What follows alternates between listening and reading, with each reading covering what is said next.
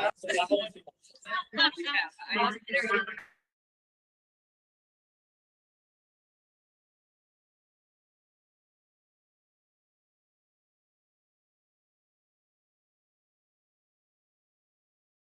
everybody.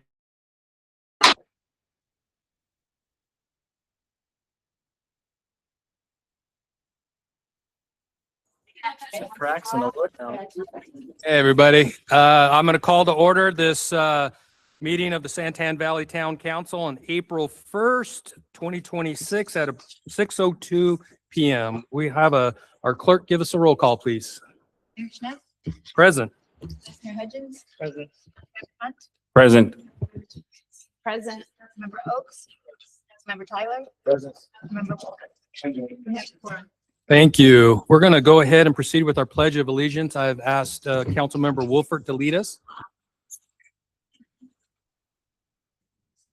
Pledge allegiance to the flag of the United States of America and to the republic for which it stands, one nation, under God, indivisible, with liberty and justice for all. Thank you. We're going to now have our invocation. This will be given by Pastor Nathan Savage of Heritage Lutheran Church. Pastor. Lord God, your Son came among us to serve and not to be served, but to give his life for the world. Lead us by his love to serve all those to whom the world offers no comfort and little help. Through us, give hope to the hopeless, love to the unloved, peace to the troubled, and rest to the weary. Through your Son, Jesus Christ our Lord. Amen. Thank you, Pastor Savage. Thank you for being here. Okay, this will move us to item number 4, Mayor and Council reports.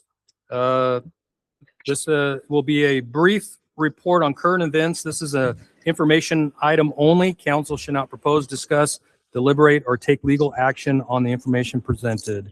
And we'll start down the road with Councilmember Hunt. Nothing to report today. Thank you. Thank you. Councilmember Jenkins. Hi, I attended the House of Refuge Gala along with Vice Mayor Hudgens on last Saturday, and it was a great event. There was over 420 people in attendance, and they raised over $375,000 for the program. And it was just great hearing the stories that they had with all the help that they've been giving the last 30 years. I did attend the first zoning meeting, which was Monday, and that was very informative. The next two, I would hope that you all can attend. The next two are going to be 421 and 521. 421 and 512 in this room here, but it'll make a difference in getting this structure and skeleton for the planning and zoning. Thanks. Thank you. Councilmember Oaks. I attended a wonderful Easter concert Sunday night, sponsored by the Church of Jesus Christ of Latter-day Saints. There was other churches there. A great community event. There was probably 400 or 500 people. It was just a wonderful interfaith experience. It was great. Great. Councilmember Tyler. So I just want to talk about the Spring Festival coming up this Friday. I was just trying to look for details on it about, I know it's from 6 to 8:30, is that correct? 30 to 8, I believe. Oh, there it is. So, yeah, Friday, April 3rd, 5:30 to 8. He was going to do it. I'll let you get more into it. but- No. Yeah, food truck, shopping, entertainment, photo booth, some great things. Bring the kids. I'll be there. You know, if you have any questions for me, come bug me. But I'll be wandering around with my kids. So that's all I got. Okay, Councilmember Wolfert. Just briefly again, on the 15th through the 17th, the Arizona Association for Economic Development will be having their spring conference in Tucson. I'll be attending. And then on the 18th, the Joe Foss Post 97, our Santan Valley American Legion, will be having their spring party. So if you have some time, go and check out, hang out with some of the vets. It'll be a great event. That's it. Good. Thank you, Vice Mayor Hudgens. As was stated, Councilmember Jenkins and I went to the House of Refuge. Such a great organization. Kayla Kolar, who's the CEO there, has done a fantastic job. There's for those who don't know the organization, it's a nonprofit. They house like about 7 women and their children there to help them get a fresh start. And it's just a really amazing thing. It's an all-inclusive space. Former Air Force barracks that was converted over. And so it's really great. And one of the girls who lives there made some cupcakes that went for over $4,000, which was really great. And so it was just a beautiful event to hear the stories and the impact that it's made, and all that. The next thing is the town manager, Brent Billingsley, the mayor, and I went to Pinal Partnerships Emerging Leadership event. And there was a bunch of economic partners and business leaders and nonprofit leaders there, and had a great conversation just sharing about the incorporation, municipality, what's going on, what are we doing. And kind of the main message is we're open for business. We want business to be able to come here and start to develop in Santan Valley. I also attended with the town manager, Brent Billingsley, for our community, Mike Goodman's event that he does about once a month with nonprofit leaders and business owners. And again, the topic of economic development and that we're open for business. And then the last one is the mayor and I, and then Councilmember Tyler attended Solera. About 100 residents from Solera came out to hear updates on the town. And there's just a lot of excitement about what's going on and what this means for our future. Thank you. All my reports were given by the other council members, so thank you very much. So with that, we had a busy week. There's a lot going on. There's always things coming up. If you go to Supervisor Goodman's office, you can find there's a bunch of events coming up too in the future that we'll probably announce at future dates or future council meetings. Okay, with that, we're going to turn to item number 5. This will be the town manager's report. This is a report on current events. This is, oh, sorry, I'm on the wrong one. We already did that. Did I not? No, nope. I marked it off. Why did I mark it off? Brent, we love you. Okay, the town manager may report on current events. This is an informational item only. Council shall not propose, discuss, deliberate, or take legal action on information presented. Brent. Mr. Mayor, Vice Mayor, members of the council, members of the public, thank you so much for attending this evening. It's a great pleasure to see all of you and to see such heavy attendance tonight. So we really appreciate you giving your free time to come and spend it with us. I've got a number of items, but we're so in tune between the staff and the council that many of my items have already been talked about. So I shall take off. First, I wanted to let the public as well as the council know that we got an email today. I forwarded on to you. The League of Cities and Towns Conference will be held this year from the 18th to the 21st of August. And at some point, if you're interested in attending, go ahead and let the staff know, and we'll put money in the budget for attendance at the League Conference. It's important. It's a great event where a lot of information is shared. And who knows, we may end up doing a panel at the event. So that was my first item. The second one is we will be creating a manager's budget task force that will meet sometime between May and June to go over the draft budget. If anyone in TV land or here tonight would like to be part of that 7-member group, please reach out to the mayor, vice mayor, council members for a recommendation for the manager's budget task force. The next item I have is we've made a change with respect to council packets based on a request from the last meeting. We are moving our timelines back. We're holding our pre-agenda meeting with the mayor and vice mayor now on Wednesdays instead of Fridays. And that's so we can get the draft packet out to the mayor, council, and ready to publish to the public the Friday before the next Wednesday meeting, subject to changes. And there are changes that occur between Friday and Wednesday based on updates to documents and other things. But hopefully that's helpful. I know that a number of folks have asked and talked about that in the past. The next item that I have is I was made aware a couple of weeks ago. Where's Garrett? In the back.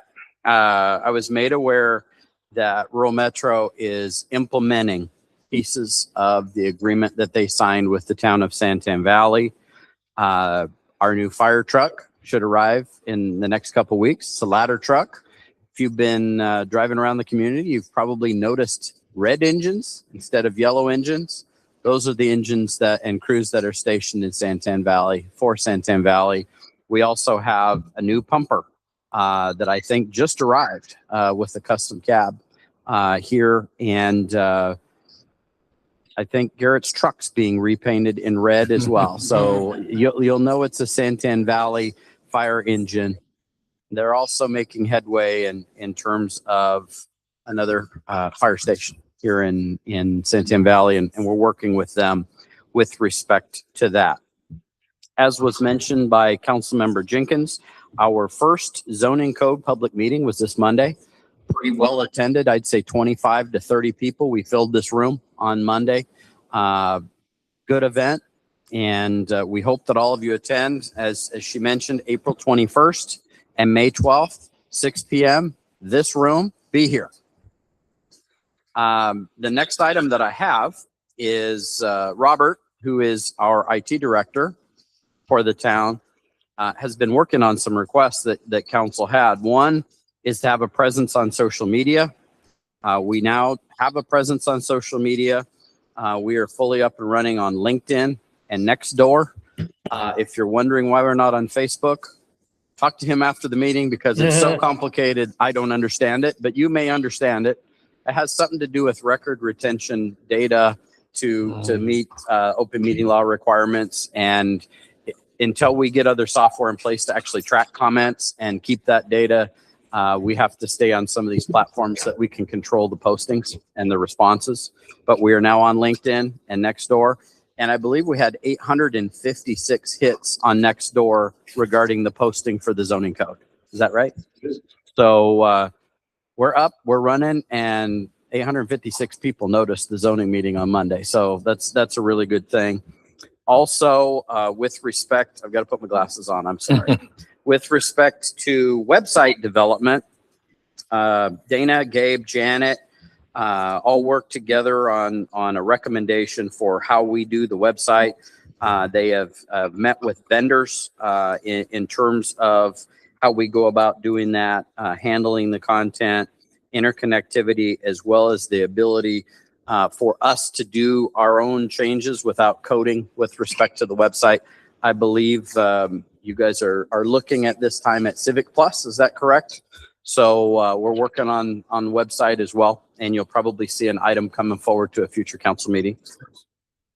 The EEC committee of the Department of Revenue met 2 weeks ago, and they have provided the town with our expenditure limitation. So this is based on a 1973 law that ties communities to an expenditure limit that they cannot expend above.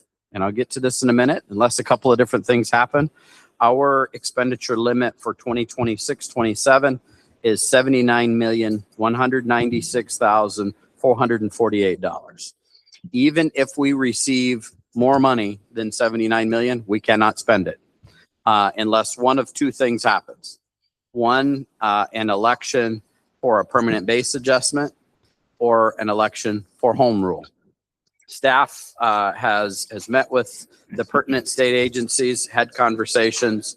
We will be bringing forward to council May 7th, call for election for a permanent base adjustment so that we can set a funding amount and expenditure amount that more aligns with not only our operational budget, but our future capital expenditures. The difference between home rule and permanent base adjustment is when you set the limit, like Queen Creek's is set at 800 million. Once you set that, it's good forever until you're going to reach a point where you exceed that. The other option is called a home rule option, but a home rule option is only good for 3 years, and then you have to go back out to the electorate. And it's typically set at a lower amount, which is anticipated revenues for that community over that 3 or 4 year period. hopefully that's helpful information. I just wanted the public to know if you're interested, we're hoping to come back in May for a call for an election. The next item that I have is the development impact fee study.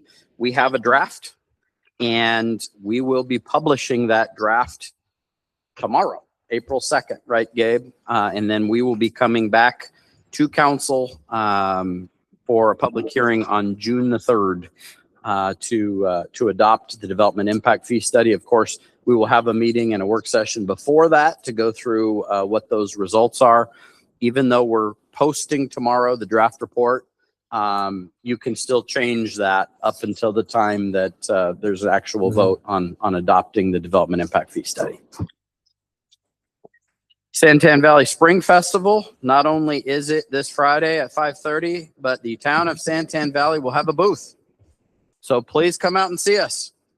We were event planning on Monday. So we bring in tables and chairs and we're going to have cornhole and the whole deal. So please come out and see us on Friday. One update I have from the last meeting is the council strategic planning retreat has been moved to May the 7th. So hopefully everybody's in alignment for May the 7th. It looks like that is all I have. Thank you, Mayor. Thank you, Brent. Surprised you could stop so soon. Okay, there's a lot going on, folks.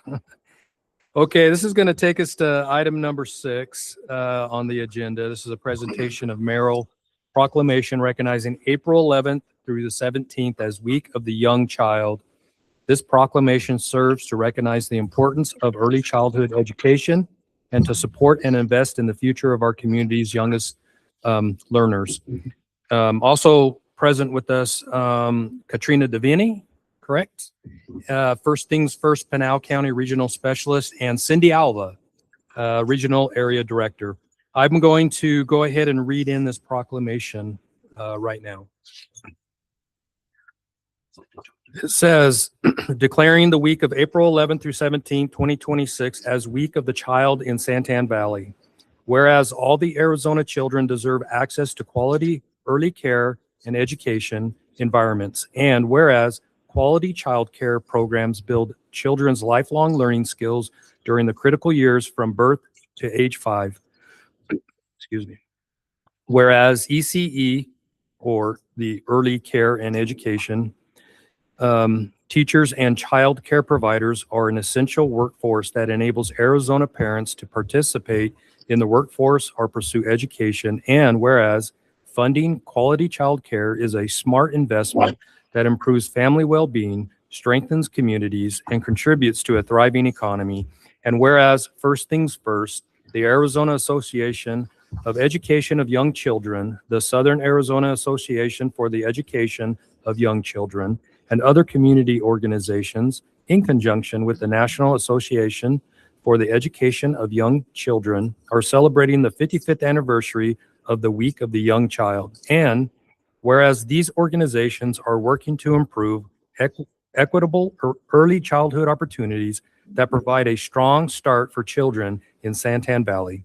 And whereas public policies that support early care and education for Arizona's youngest learners help families, communities, and economy thrive, and the economy thrive. Now, therefore, I, Darren Schneff, Mayor of the town of Santan Valley, do hereby proclaim April 11th through the 17th, 2026 as Week of the Young Child in the town of Santan Valley, Arizona, and encourage all residents to recognize the importance of early childhood education and to support and invest in the future of our community's youngest learners. And I have signed that already. This is the proclamation.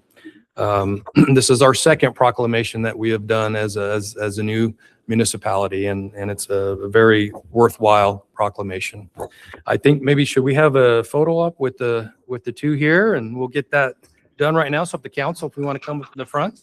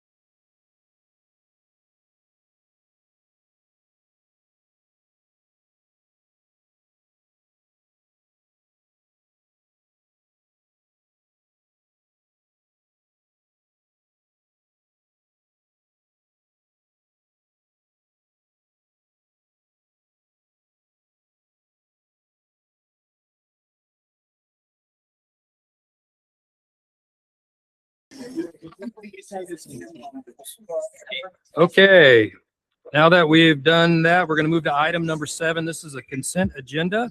Items listed on the consent agenda may be approved by one motion and one vote. Any council member may remove any item from the consent agenda for separate discussion and consideration.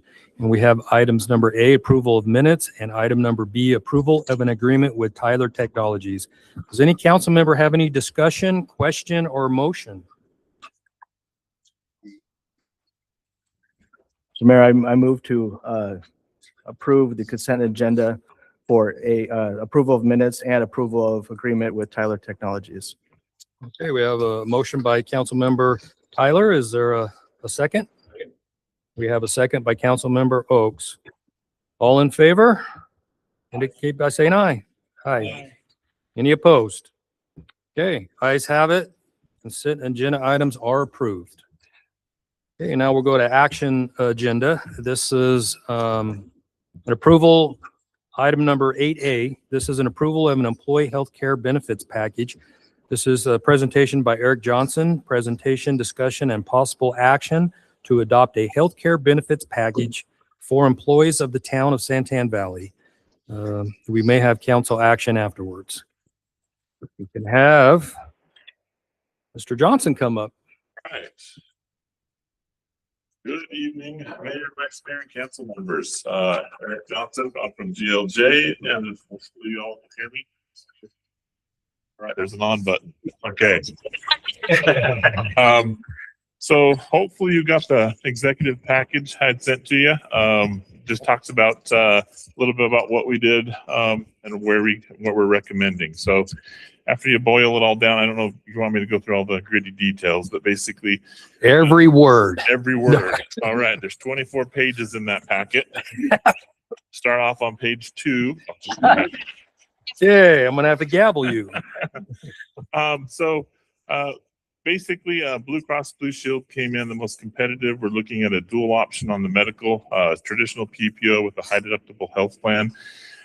We made the plans cost the same to the town, and how we did that is the premium on the high deductible health plan is quite a bit lower. So we take the difference between the two plans and we fund the HSA to make it. So whatever the employee chooses, it's cost neutral to the town.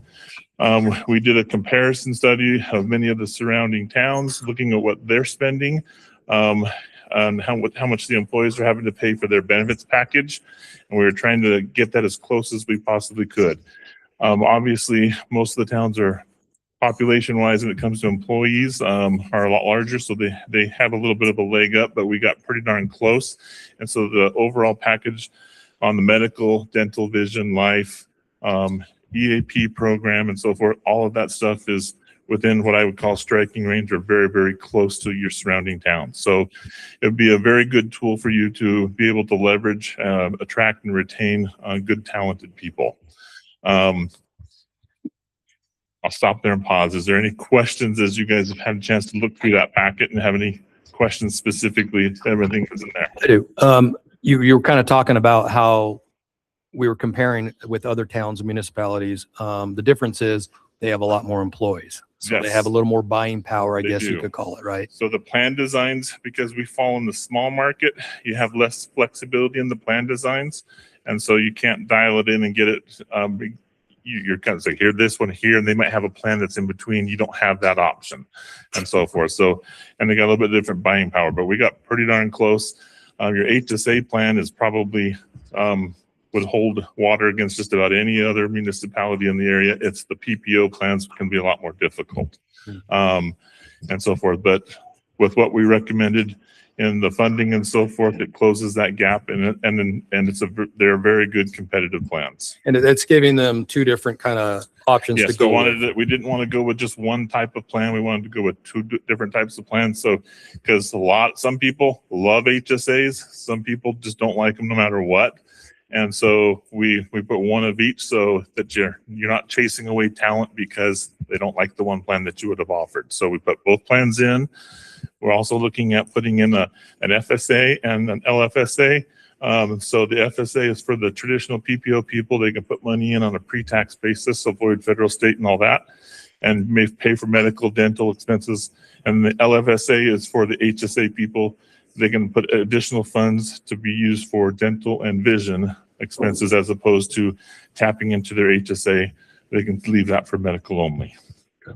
And that portion of it is funded by the employees. Mayor, and as I understand it, as our employee count grows, we can bid this out and get a renewed price points and all that stuff. Absolutely. We'll do it at least on an annual basis, but if I see something that for some reason you guys have grown enough that it's like, hey, maybe we should do this off cycle, I have no problem with doing a market check and doing so. And the review on this would be an annual thing where Yes. every year we would say, hey, what's out there? Yep. Is there something better, Exactly. better package? Okay. Yep. Brent. Yes. So besides the medical, dental, vision, life, the EAP program, the FSA, the LFSA, we're also putting a Teladoc in. It's a telemedicine program. We actually, our firm works with Teladoc very closely, and we've pushed it out to probably about 1,000 law firms nationwide. And so we were able to take that pricing and offer it to you piggyback off of that that relationship that we have. The telemedicine program is great for when your employees use it. Those claims don't go against your current medical plan. It's something the employees can use 24 hours a day, 7 days a week, 365 days a year. They can call 83% of the time. The services can be done over the phone, and then they can go use insurance, or if they don't have the insurance on a kid, for example, you can then just say, hey, the prescription, please send it here and use your insurance or pay cash for it. But the actual visits talking to the doctor are no cost, and it does not hit your plan. It's a more affordable kind of version because isn't it also factored in our updating to see about different plans as how much we've used our plans to, that has a factor into it? Yep. I put it in all the different employer groups I possibly can. I show them that long-term, it actually will give you reporting and say how much in claims that you have avoided on a 12-month basis. And so that didn't hit your claim would actually affect your renewal. And so you can actually see how it pays for itself. Great. On the HSA portion, is the town doing any kind of matching or contributions? From- Yes. So they're going to be contributing. So for the lack of, if you looked at there's a page in there that shows if you put everybody on the PPO plan, it came out to be just over 10,000 a month. And there's a page that shows if everyone was on the HSA, it was about 8,500. That difference, we're taking that difference in premium and we fund that into based on employee only, employee spouse. There's different amounts per tier. So yes, they will be putting that in. So if someone takes the HSA, they will be getting additional money funded into it, whether or not they put money in at all, and then they can choose additional funds. And just to clarify, does everyone get the HSA or only those who participate on the high deductible plan? So the HSA is limited to those on the high deductible plan. That's Okay. by law, that's the only ones who can participate. That's why we put the FSA in. But that one is employee funded. Okay. That's the only way they can get that pre-tax account. With the EAP, it's great that there are employee contributions into that because I know that can be expensive. What do the employees get on the EAP? So the EAP program is the employee assistance program. If they need to use it, they have up to 6 face-to-face visits per issue. And so if someone is dealing with a family member with a drug problem, alcohol problem, they can actually reach out and set up times to go see the counselor, 6 face-to-face visits, and there's no additional cost to them for that. Marriage counseling, there's a whole list of just different very types of robust. yes. Yeah, yeah. Yes. Okay. Grief counseling, if someone is dealing with loss of life, those types of things. So really, if an employee doesn't want to pay those high premiums or the high deductibles, the PPO is probably the better option for them, or not necessary. Okay. Maybe we're getting in the weeds here. Now you're getting where I'm biased because I personally love HSAs. HSAs, how do I say this and be politically correct? Thank you. So HSAs, so a lot of employers like to try and put in wellness programs. Wellness programs, they'll throw money at it, try and reward employees and so forth. And HSA is a plan where you're actually using people's kind of self-interest to control costs. And what I mean by that is when you fund their HSA account, there's money put into it. So the town will be putting money in. And so when they go to use medical, they'll find out that, hey, I can go to this doctor or this doctor, and this doctor costs, I have to use my money out of my HSA account. It costs me $100 here. This one costs me $70. I might go here and save myself some money. But when they're saving themselves money, they're also saving the plan money. And so people use the plan a little bit more correctly. When you're on a traditional PPO plan and you have just a flat copay, people don't ask those questions. They don't ask what it costs, and they will tend to go wherever they want. And so traditionally, an HSA high deductible health plan helps controls costs for employers and for the employees. And you're dangling that free money that you're funding into their account by putting that in there. That's what they're trying to protect, because if you get out there 10, 15, 20 years, that HSA account could have 30, 40,000. When they retire or they leave the town, they take it with them. Those are their dollars. And so they're protecting that nest egg. There's kind of a benefit there to them for doing Yes. it. And they do their due diligence to find out where the savings is of where they need to go for a doctor or a Exactly. visit. Got it. But the PPO plan still needs to be offered, because despite a high deductible and some of the good things it does do, some people just go, you know what, I want to be able to pay a copay, and I don't want to have to worrying about the variable costs, because one of the drawbacks to an HSA is sometimes you go to a doctor and it's $70 and they may have recontracted now at $75. So it can vary from physician to physician. Mhm. And with the PPO, you know, hey, if I'm going in, it's $20 every time I go. And so it's kind of Okay. how it works. Any comments, questions? I got it. Thank you. Yeah, because just a question on the cost. So the HSA monthly cost is $85.17, and that's what's costing the town per person who's on that plan. So which page are you on? I'm on the breakdown with all of the costs. The spreadsheet. I don't know what page is this. I don't know. Is it on the medical page? Blue Cross Blue Shield of Arizona medical plan summary with the HSA on the right and the PPO on the left. Okay. And you talked about the cost being $10,685 for the PPO and then $85.17 for the HSA. Mhm. That's the monthly cost to the town Correct. per person. No, that's above that, you'll see the census, and we have about 7 people enrolled. So it's 2, 3, 1, and 1 in each one of those tiers.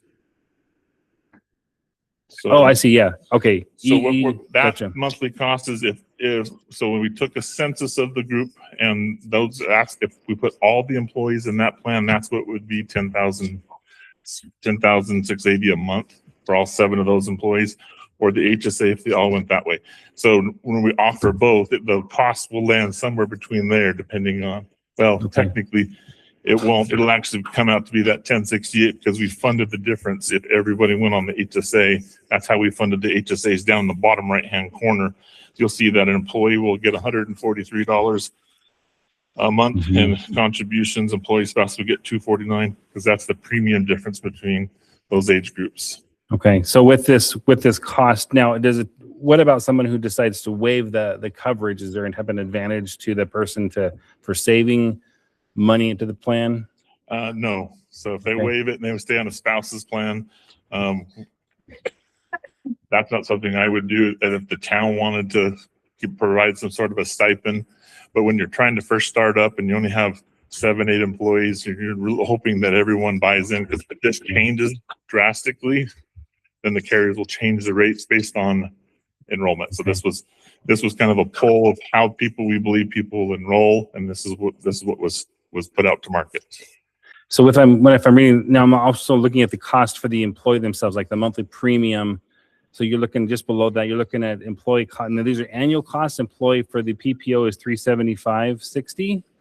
Yeah, those are the costs. So if you go one page beforehand, Yeah. you'll see this is actually the brochure, that's the trifold brochure, right? And you'll actually see the per pay period deductions listed under each product. So if you're looking at the HSA, it's for the employee, there's no cost on there.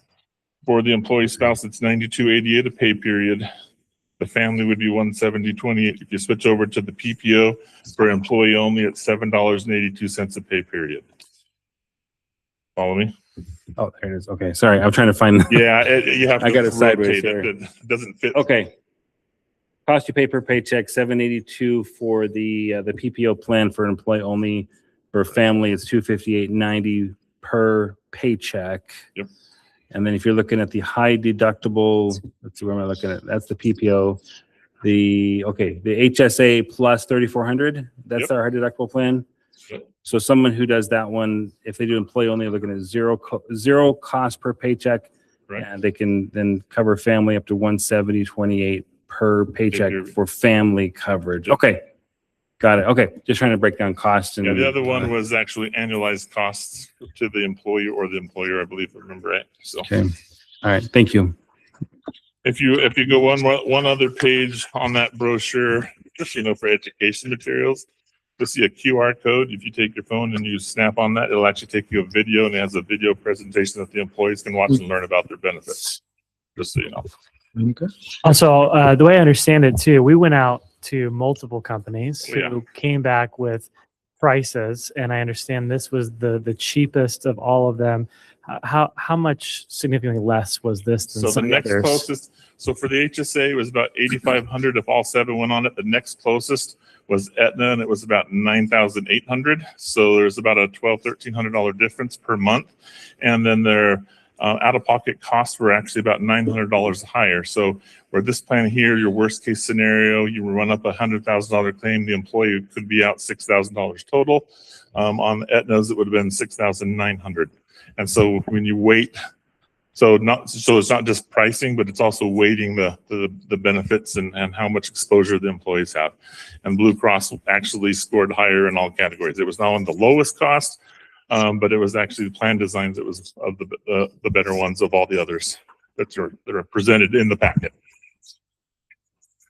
So we also went to the pools like Cobalt, AHP, EMI. They weren't competitive, and some of them did not want to provide bids because the town's still too small. They wanted to add some more membership. So I just wanted to ask a little bit about the process for the citizens' sake. So as you did this, have we made a decision yet? Here tonight. Okay, but did you consult with the town manager and? Oh yes, yeah. So as I take it to market, I get everything back. I come back in and I show different plan designs from every single carrier. I try and match them up with some of the towns close by so they can kind of a baseline so that you're trying to pick plan designs close to them, and then the cost. And so we had some pretty in-depth discussions. We're looking at possibly doing an HSA only at first, and then we decided, hey, let's go with two plans. So let's cover both bases when you're trying to attract and retain employees and so forth. So, but yeah, we weighted everything. We also look at network access to doctors because that's very important. You're kind of rural Arizona, but most of you will still travel a little bit in to see doctors and so forth. So we wanted to make sure we were choosing networks that had a lot of doctors here in the East Valley as opposed to having to go all the way to Phoenix. So my question was, there's employee and town management verification as well as council review in the process. Yes. Okay. Yeah, Brent. Oh, I was sorry. Yes, sir. We actually had two separate meetings. The first one was a meeting with Eric where he was able to share, I don't know how many pages of material you provided us, This but it is was slimmed down. it was a big packet of everything that he received, including the stuff that was outrageous. What I learned in the process is it's tremendously difficult if you don't have more than 10 employees. So Eric was able to convince them that in short order we'll have more than 10 employees to be competitive. We went through, and it wasn't just me, it was all the employees of the town and Alan. We all went through that presentation, and Eric made his recommendations. We had a lot of discussion about that in terms of, I think there ended up being 4 different options that we looked at. We ended up choosing one of the options that was provided as the lowest cost, best coverage. And then we had a second meeting because a couple of things changed, including the EAP vendor. And was it dental or vision? It was, well, We wanted to bundle, and we Yes, thought we we could chose save some to- money from bundling, but so we we found chose- out we we were weren't look- saving money. yeah, we were leaning towards a different carrier on the life, but then we were able to bundle with MetLife and we do the dental, vision, and the life and actually get a little bit better by bundling. So yeah, we made a recommendation, and then we reconsidered that recommendation based on further research. So that's how we got here. I was just gonna say, great job on this, and this is cheaper when I pay in the private sector, so I'm a little jealous. I need a job. So, just a quick question. Strike that. As far as enrollment, what is the enrollment process? Is once a year? Can they pull out? What are the terms on enrollment for the town? So we'll be putting in a section 125, which allows the employees to pay any portion that they pay for is on a pre-tax, so they avoid federal, state, and payroll taxes. But when you do that, it also means that you can only enroll once a year during open enrollment. Now, when you're a new hire, you'll have your new hire waiting period, and then you can join, and then you can then to make your change at open enrollment annually. And so that's part of the process. We also have an online platform that we use. So there'll be the brochures, the video is tied to that. We send emails out to the employees. We let them know if the town wants me to come out, which I normally like to do. I will come out, sit down with employees and educate them on their benefits. I'll do one-on-one, or I'll do group meetings, and then they can come and ask questions. But we'll be real heavy on education. I believe that employers that spend a little time educating employees how to use benefits, we use them more effectively without wasting dollars, because I think employees who don't understand health insurance will often go straight to certain doctors, and they're wasting their time and their money and the plan's money when they're going to the wrong type of doctor when they think it's something else, when they could have gone and been steered a little bit differently on the front side. And so that happens during that education process. Any other questions before we proceed? Okay, Eric, All right. Well, thanks, everybody. was that it? That's You didn't have more? If you want more, I can give you more, but be careful what you No. ask for. I'm hearing the hook coming out. No, Mr. Mayor? This, It's Eric's son's birthday tonight, so oh, that's why he wants to keep it short. I tried to move him up, and that's why he wants to keep it short. So Thank you, Eric Eric. did a phenomenal job. Thank you, Eric. Appreciate it. So For the council, this is one of the reasons why we wanted to move up our dates so that we could get these packets earlier, so we could have time, like over a weekend, to go through them. So we don't get it on a Tuesday, and then Wednesday we have a council meeting. So give us more opportunity to be able to go through these and have these great questions. So thank you, Eric. thank you. Appreciate you. Not a problem. Thank you. Okay. So with that, is there any further discussion or questions? Do we have a motion? Mayor, I move to approve agenda item 8A, authorizing the town of Santan Valley to establish a comprehensive employee health care benefits package, approve employer contribution levels toward employee benefit premiums, and authorize the designated agent to execute all agreements and related documents necessary to provide benefits to town employees. Okay, we have a motion. Is there a second? Is that a second? Yeah. Okay, Councilmember Oaks. Any further discussion before a vote? Okay, hearing none. All in favor of approving an employee healthcare benefits package, please indicate by saying aye. Aye. Any opposed? Ayes have it. Motion carries. Okay, this will move us to item number 9. This is a legislative 9A, legislative update from the town manager. This will be update on legislation matters affecting the town and discuss any relevant development during the current legislation session. Council discussion may follow. No council action will be taken. Brent. Mr. Mayor, members of the council, welcome to our biweekly legislative report. Legislature's done with committee meetings, so this is where things get really interesting. I had 3 legislative calls on Monday, and my first call on Monday, I found out that there were 4 striker bills that were dropped Friday afternoon at 4 p.m. Of course. I won't bore you with all of them, but just so the public understands, a striker, and I'll explain it here in a minute, is a bill that may have been on a completely different topic that probably went through either the House or the Senate to the opposing chamber, and then all the language gets struck and other language on a different topic gets inserted. And it's really kind of crazy when you go on the website, because it still has the language from the other bill. So the first one that I have to talk about tonight is called HCR 2016. And if you go on the website for the legislature, it will say voting centers and precinct voting. That's not at all what it is. It is a striker bill that we had discussed many times before, HCR 2052 and House Bill 2030, which both didn't make it out of the House. Well, now it's in the Senate, and it's called voting centers and precinct voting. But what it really is the rates, taxes, fees bill to do a moratorium until 2030 on increasing fees. The good news with respect to this bill is Senator Shope helped us get language inserted. Essentially, our argument as a town was, how can you freeze us and not allow us to increase fees, taxes, et cetera, when we don't have any?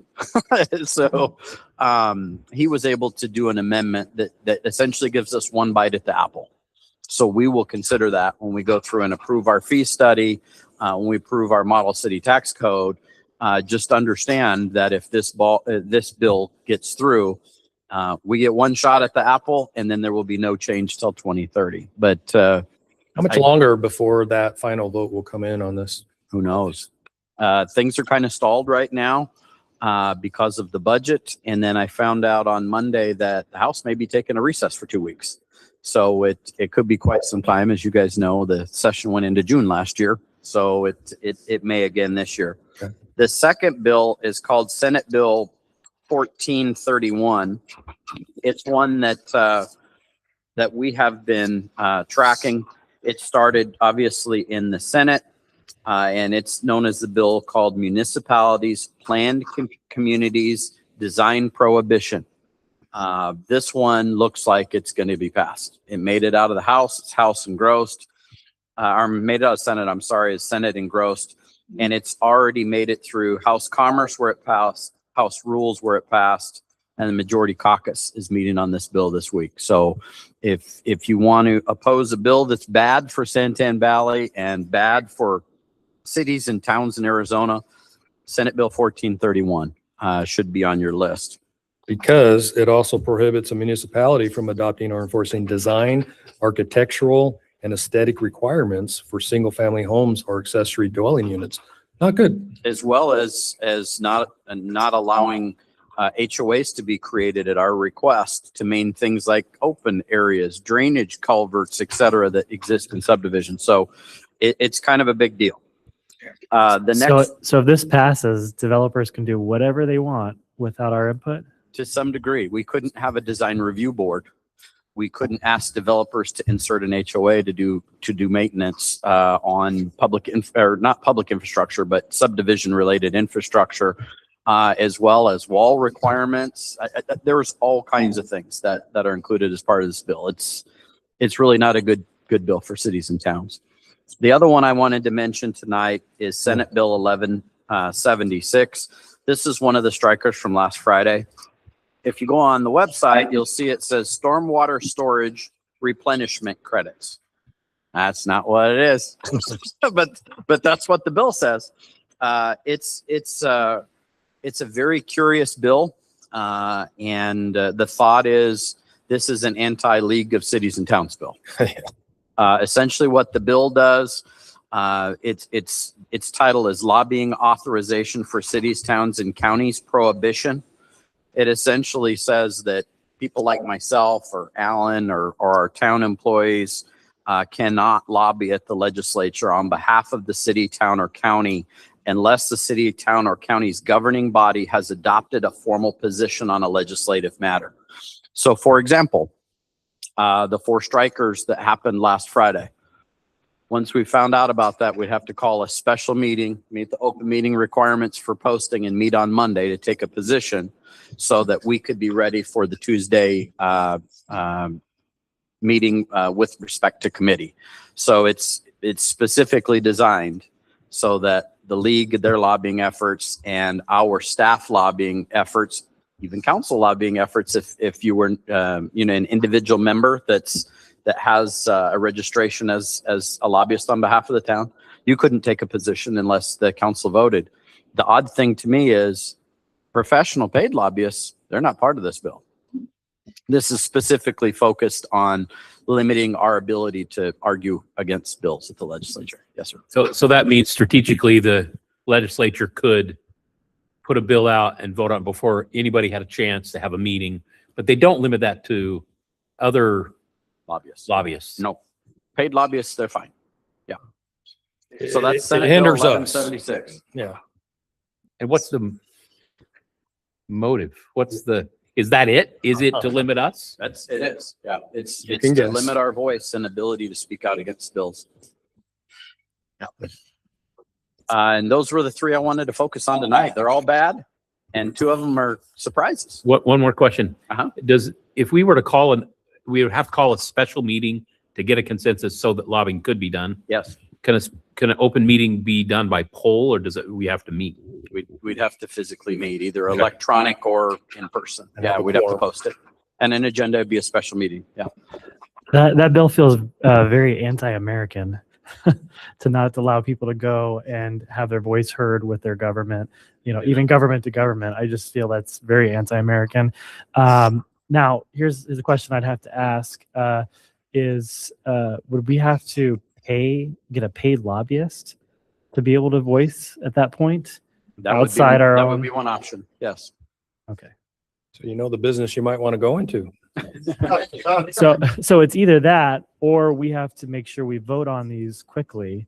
And there's obviously delays because we're not meeting. So we may have to call special meetings so it just complicates things. You may have to do more than one special meeting a week, because if we met in the example I provided before, if we met on Monday and you gave us direction and we weighed in before the hearing on Tuesday, if there was an amendment done at the hearing on Tuesday, it may be on the floor by Friday. You may have to have another special meeting to have a position because the bill's been amended. Brent, is this I apologize if I missed a point. Is this going to be voted on, or this is already how it is? So the bill was originally Senate Bill 1176, stormwater storage replenishment credits. It started in the Senate. The Senate approved stormwater storage replenishment credits. It then went to the House. And as soon as it was in the House, it turned into lobbying authorization, cities, towns, counties prohibition. And it's been voted on and It's passed? already been voted on in the Senate as a stormwater storage and replenishment credit bill. Is there someone we can call to complain or to? Yeah, your representatives, your senators. So what would happen now is, and it's already gone through, I checked today, it's already been approved by House Natural Resources, Energy and Water Committee. Why that went to House Natural, well, it's because it was, Because of the original title. Yeah. so it was passed by Natural Resources and it's held in, Drawn by natural resources, it was moved to appropriations and then held in appropriations. I'll say, so it's held in appropriations right now Of the Senate. of the Senate, of the House. So since the bill has changed, it still has to go back to the committee of the whole with the Senate because it's different language than what the Senate approved. So there's still time. Do we have a feeling where it's at right now with the House that The corrections? meetings I was in on Monday, they just thought, this is crazy. This is happening for a reason to try and influence the league and or cities and towns to back off. Anybody in the press aware, or do you know? I don't know. Everyone is aware. I work with the county version of the League of Cities and Towns, and they also have some reservations about it. I do have some slight good news on this. It was held in appropriations, and since appropriations is not meeting again this session, this version is dead for now, but the idea could still come back. Nothing's truly dead until the legislature is done for the year. So when they come back at the end, something could pass Yes. at the Yes. end, at the 11th hour, basically. I'm sorry for the bad news, but that's the three bills for tonight. And you never have good news at the legislative update. So there's still time for us to reach out. Do you know if the league is doing the same and other municipalities? Whatever we need to do. Okay. Council have any other comments or questions about any of these other bills or? I was just gonna say on the 2016, did we ensure that the language for Santan Valley was part of the striker? Yes. Okay. Our language is in there. As well as for your assistance, council member, as well as language that has to do with water and wastewater billing. They put additional language in there because and that's the business that Councilmember Tyler's in. If you're a city or town and you have a wastewater and a water department, oftentimes you sell bonds to expand your wastewater treatment plant, to expand your water lines and your sewer lines, or have to, if it's an emergency, go to WIFA and get additional funding. There was a concern if you put a moratorium till 2030, what happens when you can't pay your debt service, or you can't go and actually get bonds from WIFA to do improvements because you can't raise your rates? Where does that money come from if those rates are part of the debt service? So there's also language in there from that perspective. So I'm glad you asked that question. Thank you. Any other comments, questions? Okay. No action is to be taken on that one. We'll go to item number 9B, transportation improvements and funding.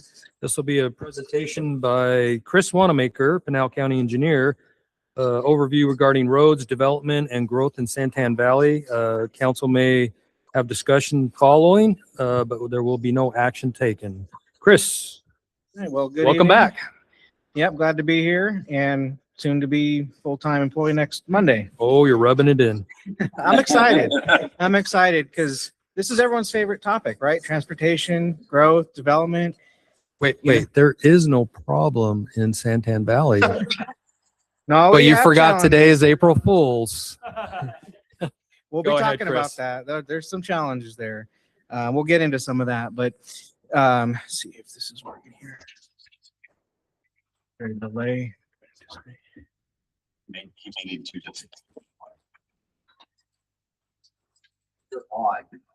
Oh, okay. The IT. There we go. Oh, now it's going crazy. All right. So with this presentation, I really want to talk about a whole bunch of things related to growth and roadways and improvements and development. So we'll be talking about what can we require developers to do. We could talk about impacts of development and how we handle that, impact fees, and then I'm going to try to answer some of the complicated questions that have been asked in the past. How did we get here? Where do we go from here? Can we stop development? Those kinds of questions. We'll get into that as we get into this presentation. So in Arizona, we have this, what we call growth pays for growth philosophy, where we do everything we can. We try to make sure that when growth comes in, new development, that it pays for its impacts. And that's done through a number of means, which primarily would be our impact fees, and then upfront direct investments by developers as a result of quantifiable impacts. So the primary goal of this kind of growth management philosophy is to ensure that development does not result in higher costs for existing residents, right? We want the new development coming in to pay for what they're creating, right? But that doesn't always work that way. And we'll talk about that a little bit later. So when you ask the questions, what can we require a developer to do? Well, any requirement you put on a developer is called an exaction. So there are illegal or legal exactions. Again, these are requirements. If you're telling a developer you have to build this road as a condition of approval, that's an exaction, right? So things like utility improvements, dedications of right-of-way, even putting in community amenities, those are exactions, right? But how do we know if we've asked too much, right? There's a limit to how much we can require development to do. So the limit is really determined by these 4 U.S. Supreme Court cases. So the first case, and I'll ask Alan to jump in if I miss anything here, is Nolan versus California Coastal Commission. So what this case basically came up with was any exaction that you require of a developer has to have what's called an essential nexus between what you're requiring them to do and what they want to do, right? So there has to be this connection. You can't ask a developer to build a city hall 5 miles away. There's no connection between what they're doing and their impacts and what you're asking them to do. So there has to be some kind of a connection between the requirement and what they're proposing to do. The other primary U.S. Supreme Court case was Dolan versus City of Tigard. So what that case was about was the requirement must be roughly proportional to the development's impact. So if the development is adding 1,000 more cars to the road, the improvements to the road must only be to accommodate those extra 1,000 cars. If you try to ask or require things beyond that, then you're no longer proportional. So then that gets into illegal territory. Then we have two other cases, the Kuntz versus St. Johns River Water District. Basically what that case was about is fees, your impact fees are also considered exactions, and they must meet the proportionality and essential nexus tests. And also, again, the Sheets case, which was a recent case out of California, same thing. Your impact fees are subject to that same level of scrutiny. So those four cases basically limit how much we can require development to do. Yes. Those last two cases that he discussed are primary examples of why our development impact fee study is so important. Having a professional study that meets ARS statutes, that shows real need and demand for regional improvements and creates an essential nexus for the ability to ask for funds with respect to the impact provided by a development. That last case, which came out of El Dorado County, California, they charged a fee to a gentleman who was bringing in a mobile home onto his lot, but they did not have a study that created the essential nexus and proved what the incremental impact of him constructing is. So there's a bunch of other houses on the street. They didn't charge them a fee, but the time when he came in to develop, they charged him a fee to be able to expand the regional road. It went all the way to the U.S. Supreme Court and they lost. So that's— Isn't that the Nolan Dolan? It harkens back to Nolan Dolan, but the Sheets case is exceptionally scary. The entire state of Arizona, and it should be the entire nation, is very concerned because stepping away from development impact fees for a moment and just talking about stipulations, and you're very familiar with this in terms of a zoning approval, developer comes in, buys 640 acres, wants to build 1,000 homes on that 640 acres, and say it has a regional route that goes through the middle of it. The first thing that we've typically done through history here in Arizona is, okay, you're going to give us 150 feet for this road through your subdivision. You're going to do a traffic impact analysis. That's going to determine where traffic signals are required, turn lanes, decel lanes, and you'll be expected to do that on these time frames.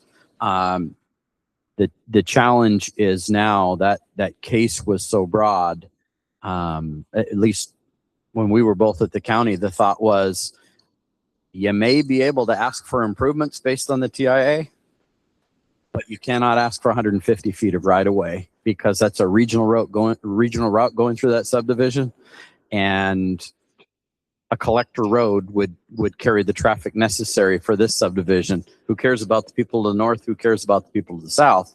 So that puts you in a position where the county has to buy that additional right of way at fair market value because you cannot ask for the exaction from the developer. So it complicates things. And it's, when we went to our attorneys and asked for advice after the El Dorado County case came out, or the Sheets case, the first thing they told us is have your diff study, have it done well, include all the projects that are necessary in terms of regional improvements, justify that through the IIP. That's your best protection. So that's why when I came here as your town manager, one of the first things I started on was the development impact fee study. So hope that's helpful. So can I ask a question? Yeah. So the accumulative effect of multiple developments, some of those rules exclude our ability to ask the developer for more money to widen the road and put stoplights at the beginning end of 5 different developments. Right. So what I'll get into here, so there's the impact fees, which pay for those regional improvements like you're talking about. And then the traffic impact analysis is what establishes the proportionality and essential nexus for those actual improvements that they will construct with their subdivision. So the regional impact fee can cover Yeah. the things beyond. Right. So the issue is, as a town or as a municipality has to plan well enough to know what that amount is, because what we see in Santan Valley is we're 10 years behind on Yeah. when developments get in, when we get to widen a road and get a stoplight. Right. Correct? Yeah. And so I have some slides on impact fees, and that's one of the challenges with impact fees is you have to accumulate the money slowly. You know, it's paid every time a home is permitted, right? It could be, you know, 5,000 or 10,000 or whatever the fee is per home. That doesn't get you a road. So you need to let that accumulate up to several $1,000,000 to then be able to actually build something. So you could effectively have a subdivision completed, people moved in with no road to get there because you don't have the money yet. Because So we have Yeah. control during the subdivision process, tentative plat, final plat, the traffic impact analysis, to stipulate a phasing of improvements to handle the impact of the individual subdivision on the property of the 640 acres, like I talked about, the developer's property. We actually have control to make sure that they have improvements in place for their subdivision before they can start selling houses and people moving in. The problem with development impact fees is the timing of when the fees are collected are after, the impacts are already starting, Right. because those impact fees are collected during the actual building permit process before the certificate of occupancy. So you're getting the money for the house when the house is being occupied, not before the house is occupied. So you're always in the rears from a funding standpoint. So that makes sense. I understand that, but so if, let's say you have 5,000 homes approved in the plan, right? You know the fees are going to be collected. When finance companies all over are like, that's money in the bank, right? We can do towns not borrow money to widen the roads first, and when the permits are sold, you're paying that back? We typically do that through bonding, but I'm not aware of anybody who's been able to bond for future development impact fee funds. We can bond on future highway user fund revenues. We can bond on future vehicle license tax revenues. We could bond on future revenues from construction sales tax. Those are all things that cities, towns, counties, the state does. That's how most of the freeways were built in Phoenix, is based on bonding from future revenues on a 0.5-cent sales tax. The challenge with development impact fees is the market goes like this. So you cannot properly determine what the likely fees received are. And so that's the challenge there. Because the builder may stop building at Right. some point, Which I saw happen in 2008, 2009, Sure. 2010. even though it's already permitted. I mean, the projects are approved. So, but what it does though is the burden becomes on the citizen Right. to drive in unsafe roads and in congested areas while the builder gets to make their plan and move forward. Yeah, impact fees are not the perfect solution, but it's what we have. It's what's authorized by state statute. And that's the mechanism to capture those regional improvements that, are based on a per home fee that's collected at the time of permitting. So Don't we have to also have identified the roads of regional significance if we Yes. don't already have them identified? yeah, so that's this thing's not working, but that's the infrastructure improvement plan, the IIP. So that's your transportation study or so that that is used to determine. So when you calculate the impact fee, you have to look at what is the projected growth and what are the roads that are going to be needed to support that growth. And then what is the actual cost of building those roads? And then when you do the calculations, you end up with a per home fee that is then used to build those roads. But yes, there's a transportation planning component to the impact fee. So tomorrow we'll be posting on the website, and I'll be sending every one of you individually a copy of our draft development impact fee study, which includes the socioeconomic analysis as well as the IIP for parks and transportation. The other drawback to development impact fees is when you do the analysis for the IIP for the regional improvements, you have to look at existing conditions as well as future conditions, and you can't collect development impact fees on traffic that's already there and congestion that's already there. You can only collect it from new development.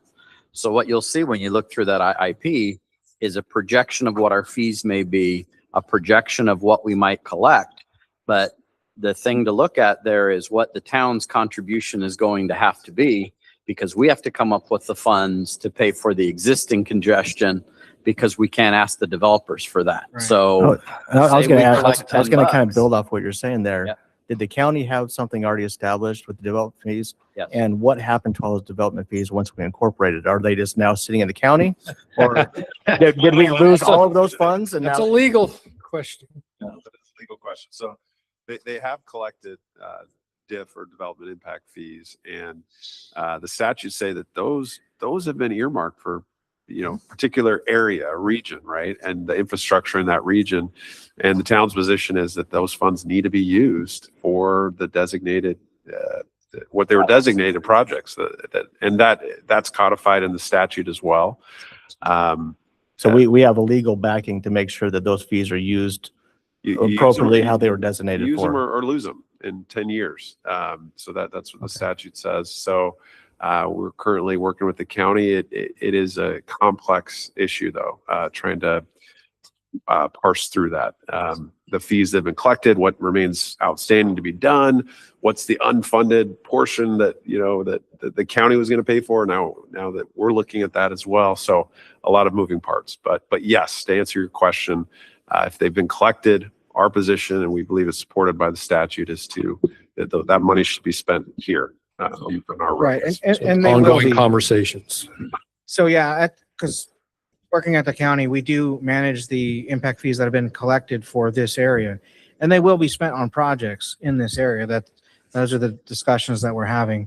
The kind of unknown is what happens after July 1st and what happens if there's remaining funds. So those are some unanswered questions we still got to work on. But there are many projects in the county's infrastructure improvement plan for Santan Valley that will get improved with the remaining funds. Should we have to stop collecting on July 1st? Is Skyline part of that, or is that Yeah. a separate, is that part of the project? Yeah, so Bringing this- it up to Gansel. Right, that's a impact fee project. There's gonna be some future traffic signals added on the impact fee roads that'll be coming as well. So, What's the questions that are outstanding as far as after July 1st? I mean, so either that they got to use it and do it, lose it, or send it to the town for us to. yeah, How's that gonna work? it's kind of like that. Like, how is it administered? Do we give it to does the county give it to the town to then use, or, can we continue collecting? Because it's still the same area and there's through some sort of agreement that we would have with the town or something or not. And there's implications about like the projects themselves being in another jurisdiction, right? Because typically a county impact fee plan shouldn't be used on projects inside municipalities, right? Because the city has their own plan, right? Yeah, And we are veering into some subjects that might be discussed further in the executive session. yeah, I was going to say that some of this is probably getting into a legal aspect of conversation. Just one last question. I apologize. So because it's the most frequent question from citizens to council members, to me, I want to just dumb it down for myself. When a citizen says to me, gosh, what are you guys going to do? My response is, well, it's going to take us 8 years to collect enough impact fees to widen your road. Is that the correct response? Well, there's a lot more to that. So that's kind of my last slide where, where do we go from here? So we talk a lot about impact fees. That's going to be one of the most important things, but there's a lot of grants out there available for roadway improvements. There's a lot of money available through MAG, through ADOT, through federal highways. And now that we're a town, and now we have a voice, we're going to be able to get grants a lot easier than what the county's been able to do. But that a lot of that hinges on doing a transportation plan. So we don't actually have a comprehensive, detailed, modern transportation plan for Santan Valley. What we have right now is this. This is the 2008, almost 20 years old, what we call the RISRAM plan, which RISRAM stands for Regionally Significant Routes for Safety and Mobility. But as you can see, this is a county-wide plan. And this only looks at roadways of a major arterial classification and above. So these are roads on a 2-mile grid. So this does not account for the many nuances of the town itself. You know, a transportation plan should be detailed, include major and minor arterials, and even major collector roads as well. And as you can see, 2008, lots changed since then. So going back to here, transportation plan is going to be essential for setting the town in the right direction, for not only for prioritizing what roads do we do first, where should we focus our money, but also getting those grants. Because one of the first questions that the agencies will ask when you apply for a grant is this project on your 5-year plan? Is it on a transportation plan? And if you say no, you're not going to get the money. So there's a lot of opportunity out there for grants. But yeah, that's going to be the biggest way we're going to have to fund the roads. And of course, with the sales tax, you can use some of that money to pay for roadway improvements as well. So to clarify, that's the correct answer, unless we get grants and unless we decide to budget it and do it ourselves. Right. And I heard we hired this great engineer that's going to get a plan going. Yeah, I'm gonna try. Yeah, we're gonna start right away. The transportation plan is one of the most important things that a city needs to have, and then it goes into the general plan that the city needs to have in the future, and it needs to be something that is detailed, that takes into account neighborhoods and where people access onto our arterial roadways. And again, that's going to set the trajectory for those roadway improvements in the future. So grant funding's really essential. Is that something, and maybe the manager can speak to this, that we would hire a grant writer for? Is that staff would do that as part of their job? It depends on the type of grant. So for example, ADOT has a program that we will apply for. That's essentially a grant to do a regional transportation plan. And that's how our regional transportation plan will likely be funded. It's a once a year grant application. Chris has been through it before. That's something we'll handle in-house. Funds through MAG or CAG, those types of entities. That's something that we'll handle in-house. If we decide to go after, and I know the mayor's received a couple of them recently, if we decide to go after federal grants, like Tiger grants and those types of things, those are the kind of projects where you probably hire a professional federal grant writer to write those. And the reason I say the mayor's aware is Mesa asked him for a letter of support and Queen Creek asked him for 2 letters of support. And we're going to be asking them when it's our turn. That's right, for federal grants for projects. So some of them will handle in-house.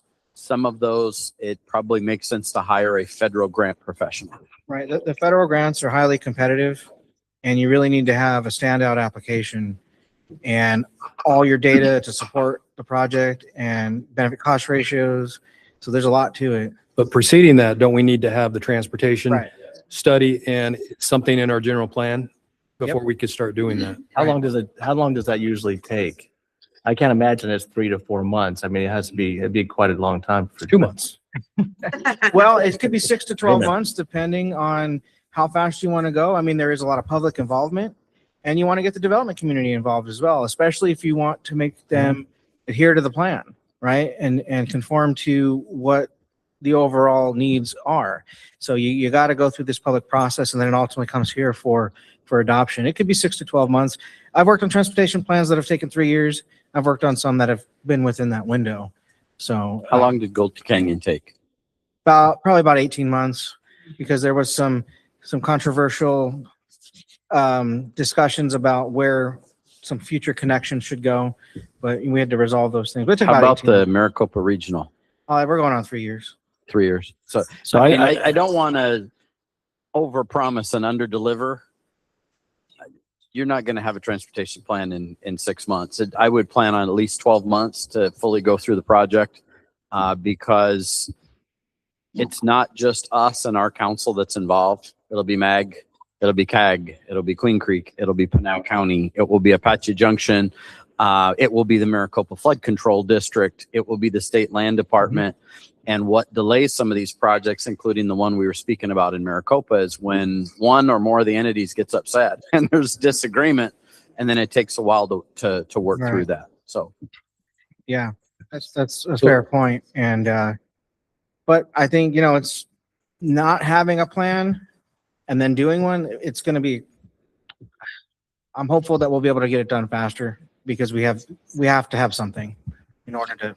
And so it looks like that we're going to address our new developments coming on through our plan, but our current issues that we have right now, sounds like a lot of the funding will come from grants, from sales tax that will come out of the general fund that we can move over into the transportation side of it. So that's why I think those are critical and important issues for us to adopt or have.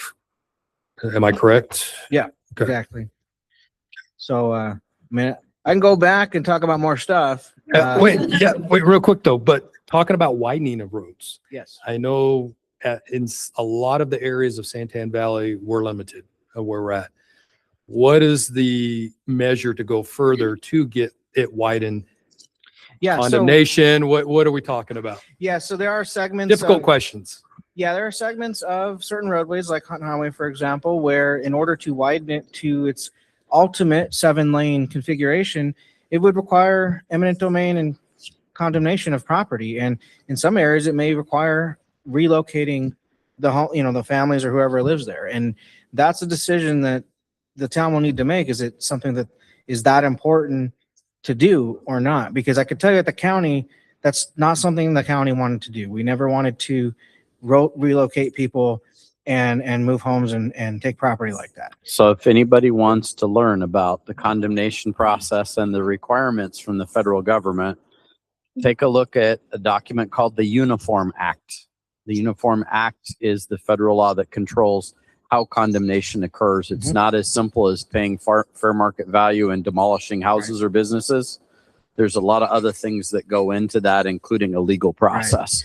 But Yeah. the Uniform Act is the legislation we'd have to follow. So I was involved in a flood control project about 10 years ago where we built a channel for a community, Queen Valley, and we did some relocations. And it was a friendly condemnation, but we had to pay for their new place of residence. We had to pay relocation costs. And honestly, we went above and beyond to make them whole because it's what we needed to do. It was the right thing to do to, because they were being negatively impacted, but the public benefit of the project was far greater than that impact. So we felt it was justification to go through that process. But, the resident worked with us, and again, we paid for relocation costs, impacts to just their daily routine in their life, and we helped buy a new property that was comparable for them. So and we cleaned up their old property and built the channel. That's the ideal way, a friendly condemnation, Right. meaning the homeowner has, or the property owner has accepted the offer to get bought out to Right. fair market value and moved. It's the other end of it that is not the best way of going about it. And that's where we're going to be in a position within the town that we have areas that's the only way it's going to have to be to widen some of these sections. Gansel has parts on it. Hunt Highway, you just talked about Right. that. So we're going to have Right. challenges there. Yeah, and then sections of Gansel, one of the challenges there is we have the WAPA towers and the easements there, and WAPA is the Western Area Power Administration, those giant Mhm. power lines there. That really limits our ability to widen the road in that direction. So, there would be probably years-long negotiations with them to enter into some sort of agreement where and I don't even know if they would allow a widening within there that would encroach into their easement. Yeah, I don't think so that way. You know, it's something that I tried to do when I was at the county, but we didn't really get anywhere as far as the negotiations. So Strangely enough, 4 of us drove to lunch today. We drove that corridor, and one of our staff members turned to me and said, "How are we going to widen this road?" Because it's got the waffle lines there. And I said, it's going to be really difficult, and it's likely not going to, be widened on this side. Mhm. And his question to me was, "What's it cost to move one of those poles?" And I said, "Well, I did a project once. It was $1 million a pole to move those poles. And that project was done in about 2010 or 2011. So you can imagine it's no longer $1 million a pole." right. And there's multiple poles. Oh, many. Yep. And the only other option would be go to the other side of the road where now you're dealing with the combination of right. either friendly or unfriendly. And that's the interest. So this expectations have to be out there that there's certain areas that we can address and certain areas that are going to be very challenging or we can't. Yeah, and all of these questions will be part of the transportation planning process as well, because it may be more cost effective to build an alternate road somewhere else, another new connection, for example. That might be a more efficient use of the limited funds we have to have the greatest benefit to the community, right? So widening isn't always the answer. Maybe someday we have to get there. Maybe it is the answer, but these types of things will be analyzed in that transportation planning, the process of developing it, because the plan will be data driven, real data, the most modern traffic simulation models they have, and put all the development in there, projected growth, as much detail as we can, and then we'll look at alternatives and various scenarios to come up with the best possible way to improve traffic. So that what Chris just brought up is a perfect example of the Central Arizona Parkway. Yeah. That was exactly that. You start looking at the north-south roads that exist between Apache Junction and Florence, and you realize the limitations that they have. You understand the 505, or what we refer to as the north-south corridor, and the benefit that it could have. But the likelihood of it being built in my lifetime is probably not great. So county, Queen Creek, Apache Junction, Florence, everybody working together on that Central Arizona Parkway is exactly that. How do we build a high capacity corridor in areas that are, for the most part, not developed at this time, as well as the extension of the 24. We're going to have to build strong partnerships with Apache Junction, Queen Creek, Florence, Pinal County, to go after state and federal funds, which, by the way, there were millions of dollars set aside by the legislature 3 legislative sessions ago for extending the 24 and the first phase of the CAP Parkway that in the next legislative session were taken back. 34 million, I think. So we got to have that strong consortium rowing in the same direction with our friends and support a project. I've seen all the modeling results that Chris and his team put together on the CAP Parkway. Yeah. It's impressive if we could build that facility, what that does for this region. Day one, you'd have 100,000 cars a day on that thing. And that's 100,000 cars less you'd have on the surface streets. Because the traffic modeling suggests that if you don't build the parkway, Ironwood would have to be 8 lanes or even more.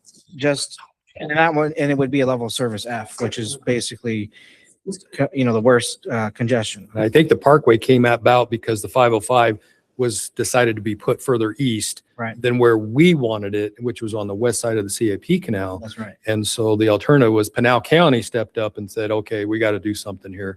This is a major traffic. You hit the nail on the head. We got to open up north, south, east, west roads to help alleviate traffic on these congested Hunt Highway, Gansel, Ironwood, and other areas. So the Central Parkway is going to hopefully help with that. Yeah. So with these dilemmas that are obvious and we got to work through them and we have to be prudent, it's not that we want to stop development, but we can't just go full pedal with development. We got to have the plan. We got to know it's coming. Otherwise, we're just kind of ignoring Right. the dilemma, and the citizens pay the price. Right. Right. As again, the impact fees is so critical. Yep. Another thing that's important that I didn't mention yet, is on my last slide, is adopting high standards for roadway construction and infrastructure, because while it might cost more upfront, it's going to lower your maintenance costs and it's going to be a better product in the end, and it'll last longer and you'll have a more robust transportation network. So that's another thing that we need to do, you know, probably in the short term. It's probably fairly easy to do, and that's something I'll be working on. I kind of go back on what Councilmember Oaks was saying. It's kind of a difficult situation now to put a moratorium out on development, because we can't really stop a developer from wanting to come out and develop if they are the landowner. Mhm. The process, correct, has to keep going forward. Moratoriums are kind of a sticky situation legally, I believe. Yeah, I do have a slide here on moratoriums, because I know that was a question that was asked. There is a state statute for cities, municipalities that does have provisions to allow for moratoriums, but the criteria is it's a very high bar, and you have to really demonstrate that, you know, there's a true life safety, public safety issue. And even if you do adopt a moratorium, it's only temporary. State statute allows for 120 days. That's how long you can have it. You might be able to get an extension. There's a provision for extension, state statute for an additional 120 days, but that doesn't get you much time. And you have to have a plan to solve the specific problem, right? So that, if you did a moratorium, I don't think it would do much. And I think you'd open yourself up for legal challenges. Okay, so I was going to revisit something we said earlier. If the builder wants to quit building economically, he can stop. Right. But the citizens, we've got no recourse to slow it down. Right. But that's not okay. Well, Right, but it is what it's- it is. I hear you. It is, yeah. I'm making that point for myself, mental note. Right, and I have a slide here talking about that question too, is why can't we just stop issuing permits? And that gets into the US Constitution Fifth Amendment, which has a takings clause where you're basically, if you limit someone's ability to exercise their property rights, that can be considered a takings. And then you may have to compensate that property owner for the property or loss of value or whatever. And Arizona is a very property rights, you know, pro property rights state. So it would be very challenging if you tried to do something like that. I think if we did try that, we would be challenged pretty heavily by developers and other people Right. on that moratorium. And it'd be a lengthy process and cost a lot of money Right. to the town. Right. It would. And I think the money would be better spent on moving forward and trying to build out the infrastructure that we have, finish the transportation plan, focus on just trying to improve things as best we can. Yeah, and I guess my concern, with the continual building, I know we don't have any recourse on it, but I mean, the more building we have, the more congested our roads are, the more accidents, the more deaths. And what kind of, I guess, how can we be held accountable for that when we're building a city that the roads don't support the growth? Well, that goes back to the transportation plan, because when you have a transportation plan, well, there's also another plan we haven't talked about. It's like a safety action plan where you have these safety issues that need to be addressed. And if you've done a plan, that protects you from liability, because yeah, you're aware of an issue, but just you may not have the money to fix it. So it's on a plan somewhere. You have a plan to fix it. You'll get to it in 1 year, 2 years, or however many years when you can get the money to do it. But having that plan in place will protect you from some liability for things like that. All right. So I can't remember there's a disclaimer that's usually put in these studies. Are you familiar with that? Well, my comment was we are headed towards some legal issues that might be best addressed in executive session, where you can receive direct legal advice on those matters. Okay, thanks, Alan. So, Okay. I mean, I got other stuff we could, if you guys have more questions or, so, I guess one of the things I might want to address a little bit is another question I get all the time is, we've kind of hit on this a little bit, is why haven't the roads ever, why haven't we kept up with growth, right? And so that's another thing. It's it's not just about impact fees and these other things we've talked about. We have to recognize that at the county level, there are some things that have happened in the past that have brought us to where we're at today with the infrastructure not keeping pace with growth. And I just want to mention, just for the public and for people to know, that there are things out there like development agreements, for example, that the county has entered into with developers that have limited the amount of fees they pay, or perhaps made it so they don't pay any fees. And so those things have been in place for some developments. Another thing, I mentioned the transportation plan, lack of detail on that plan and being, old. And another thing to mention, and this is public record, is the impact fees that are in place are about 50% of what they probably should have been. And that was just the decision the county made at the time. And that's what they are right now. So we haven't collected enough money to actually cover the true impact of growth. So just to clarify, I think I just barely caught it. You're saying there's some really bad development agreements that were made from the county that have put us in some of this position. Yeah, so there's existing development agreements that are perhaps not in the best favor of the county or municipality. At the time that the county adopted them, they, philosophy was different and, spring in development. But yeah, these development agreements are legally binding and run with the land. And yes. So these Mike? with these former DAs that are out there, is there a timeline that you guys have in place to where they're going to end? Many do not have an expiration. They don't? Many don't. Now, we would have to look individually at each agreement to see what the terms are.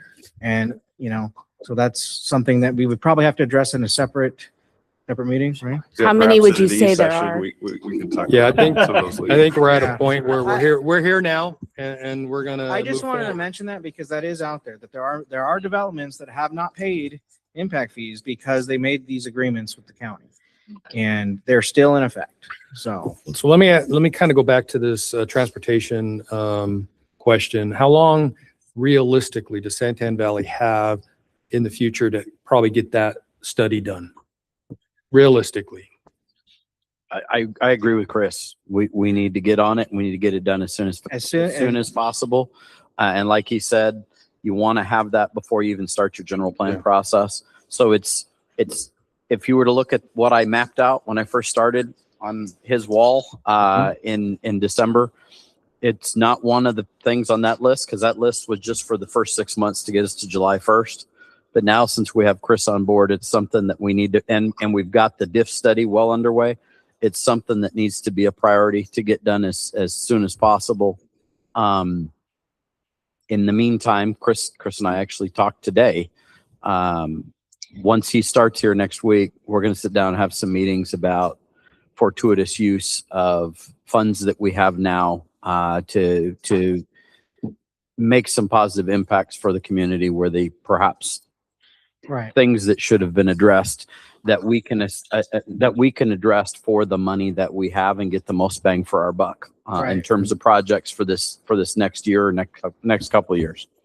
And I just wanted to kind of add, I know our conversation has been really sanguine and, if anything, this really strengthens the case for incorporation because it allows us to step in, provide more current solutions for things not done correctly in the past. So if anything, it highlights the importance of our diff, how critical it needs to be. And then again, we can really push forward. So it sets some milestones for us. And why we incorporated Concretely. it. Exactly. So if there's ever a case for incorporation, you can see we get neglected when we, defer, to other authorities who may not have our interests at heart. So if anything, there's a positive to this. We have a path and we have a light. So and the revenues that are coming in now for roadway maintenance is probably more than what the county was spending here before. Because you remember, the county has to spread the money out across the whole county. And we've got 5 supervisors and they all have projects and we've got to spread the money out. Now we have a concentration of people here. Money has been recalculated and now comes here for use here. So there's more money now available for this community than what was likely being spent before. And if anything, I don't want the community to think that they're disempowered in any way. By all means, what it means is let's refocus our sentiment and be a bit more clear about that. So don't come away from this meeting feeling like, oh no, we're just going to steamrolled here. Exactly the opposite. Right. We can now be better informed and concentrate our energies and our opinions in a constructive way. So The town will be able to do significantly more than the county ever could or ever did, just for a variety of reasons, most of which we've mentioned here today. But even the change in state statutes that govern a county versus a city allows us to do more things. So we'll be able to really change the trajectory of this community and build infrastructure and do things that would have never otherwise been done. Yeah, just to add on to that, we just been dealt a really bad set of cards with what happened where we were vetoed on our corporation efforts in the past, but we can't change that now. Now we can move forward. The people have spoken, and now we're assembling a really great team that's on it. So we can play our cards going future, and they're going to get better and better. And so to get back with Chris or Brent or both of you, to get back on day one when Chris starts here, we looking at 6 months to 12 months on this transportation study to get done? Because we have to start working on a general plan here in the near future. Well, it's a lot of it depends on when the ADOT grant is due and their selection process to get that done, to get the funding to do that. We can also fund it ourselves without the grant, but there's some real benefits to the grant because of the parties that brings in.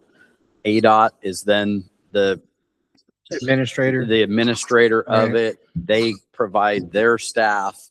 MAG becomes, there's a lot of value doing it through ADOT's program. That's something that we can look at. It's not just But in the money. meantime, we're in the middle of a budget process right now. I've got to get together a manager's budget. Chris and I are going to start meeting as soon as next week to talk about some wins we can make for this community for some known problem areas based on the funding that we've received. So I wanted to ask, I know the general plan, we were looking at adopting a lot of what Pinal County has already used for a general plan. No, we're not. No, we're using the Santan area plan, which That's is the county's that's plan what I meant. in the interim. Did Pinal County already have a traffic study for this area? They have not ever? Not to the level of detail that's needed. So we're starting fresh. We're starting fresh with a brand new study that we can call our own. That again, we'll have community involvement. You guys will be involved, and it'll be hopefully at the end it'll be a really robust plan that we can all stand behind. So the key mechanism behind the regional transportation plan is what's called the traffic model. So this area for the last 20 years has been broken up into a series of odd shapes called transportation analysis zones. And as the socioeconomics change, the number of houses in a subdivision multiplied by the number of people per household for a residential community, for a commercial community, it has to do with floor area ratio and how that relates to the ITE standards or Institute of Transportation Engineers. Each one of these little shapes has a certain amount of traffic that's generated, and it's not just what's generated per day. It's peak hour morning, peak hour evening. This is very high level computer power stuff. When you run these models, it takes days, not minutes, to run a transportation model. We will do what's called a TAZ refinement. So we'll likely have to work with MAG and use MAG's staff, but they'll take these larger TAZ zones and they'll shrink them down into smaller pieces of this overall puzzle. Think of it kind of like a jigsaw puzzle that calculates how transportation is going to be loaded based on these routes, what exists now, what that level of service is, where the problem areas are, and then you utilize that to determine the most effective way to do transportation projects to get the most bang for your buck, to get a better level of service.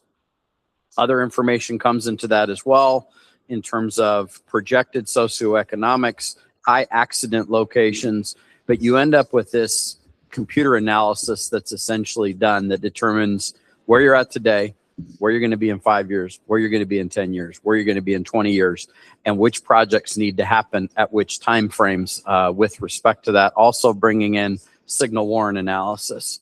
So that's why these studies take a long time, is just building the model will take 3 or 4 months. It's a very interesting process and will give us the tools that we need to fully understand where the projects need to occur, the problems that are to be solved, the projected costs associated with it, and maybe most importantly, a priority of projects and timelines when improvements are needed. Hopefully that's helpful for the public. Good. Anything else, Chris? Any other comments Maybe. or questions? Talk all night about this stuff if you want. Of course we could, Yes. but we don't have all night. Midnight's not far away. I don't have anything. Do you have else. anything else to add? No, I'm excited for the town's future and what we can do here. Is just a lot of potential. It's going to be really cool. Chris, yeah, so tomorrow there's a webinar that the U.S. Department of Transportation is going to be Mhm. hosting on grants at the federal level. Is that something we'll all be on? Gabe and I are already enrolled. Okay. I sent it to Chris today in case he had an opportunity to join. And I also sent it to all the council members so that you could join if you wanted to. And it's going to talk about a number of different grant programs and was sent to us from one of our senators. Great. Thanks. Okay, with no further discussion, thank you, Chris. Thanks. Thank you for being here. Okay, at this point, we're approaching 8 o'clock. Does any council member want to take a 10-minute break? I hear a yes. We were going to recess this for 10 minutes. Sorry, Janet. We'll see you in 10 minutes.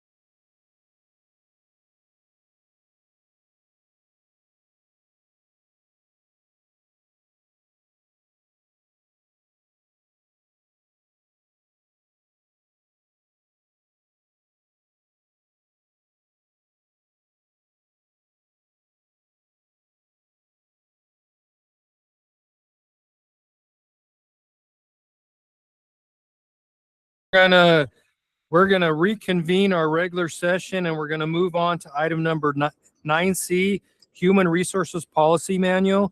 This will be a presentation by Janet Dare, who is the Town Human Resources Director.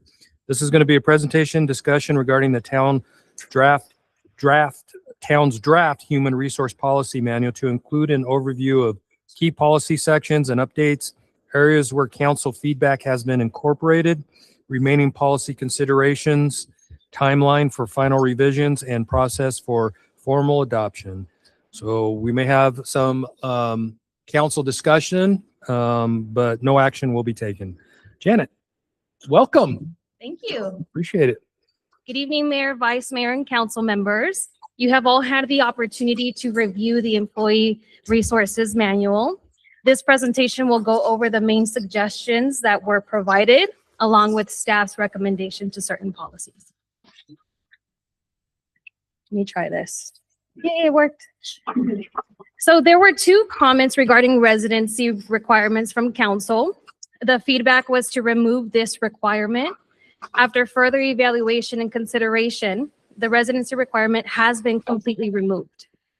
We want to ensure we are able to hire the best possible candidates and not create any barriers by requiring employees to live within town limits.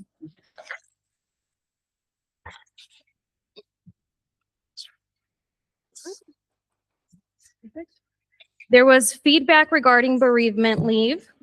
So the feedback was to provide 10 additional days in case of the loss of a spouse or a child. We did include that in the policy. We added 10 days automatically with the opportunity for 10 additional days approved with the Human Resources Director and the town manager. We also provided EAP services, which is now included in our benefits. So employees can utilize up to 8 sessions, and that EAP provides the grief support. On the additional 10 days, is there any particular standard or requirements or something that needs to be proven, or how would that go about? So they can just communicate with myself, the Human Resources Director, and then I'll coordinate and loop in Brent. And we will evaluate everything on a case-by-case basis, whether they're they're out of state or whatever that circumstance might be. Okay, makes sense. Thank you. On those dates, when does FMLA kick in? Is it after say you do the first 10 and the additional 10? And if there's an extension wanted, is that where like an FMLA would kick in? Yeah, so once the 10 days or 20 days in this case, the employee will have the opportunity to utilize any additional PTO time, or we can explore additional leave options. And FMLA could be a consideration if they meet the requirements. For let me change that.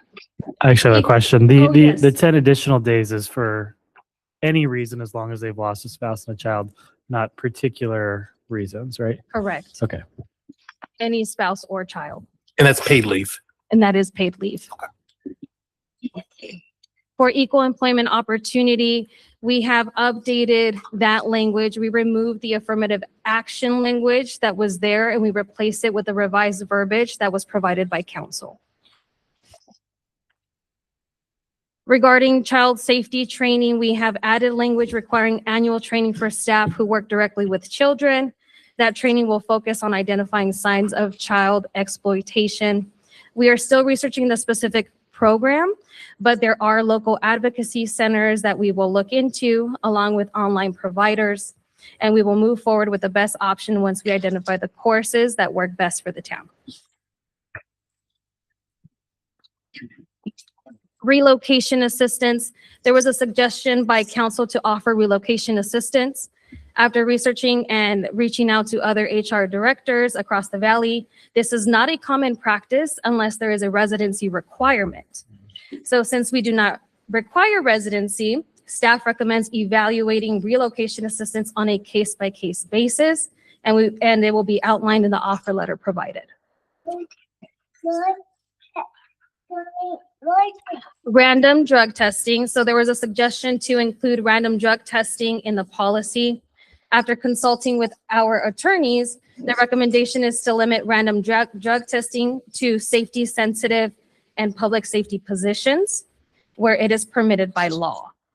So this means that it will not be applied town-wide, but only in positions where there is a clear safety risk and legal authority to do so.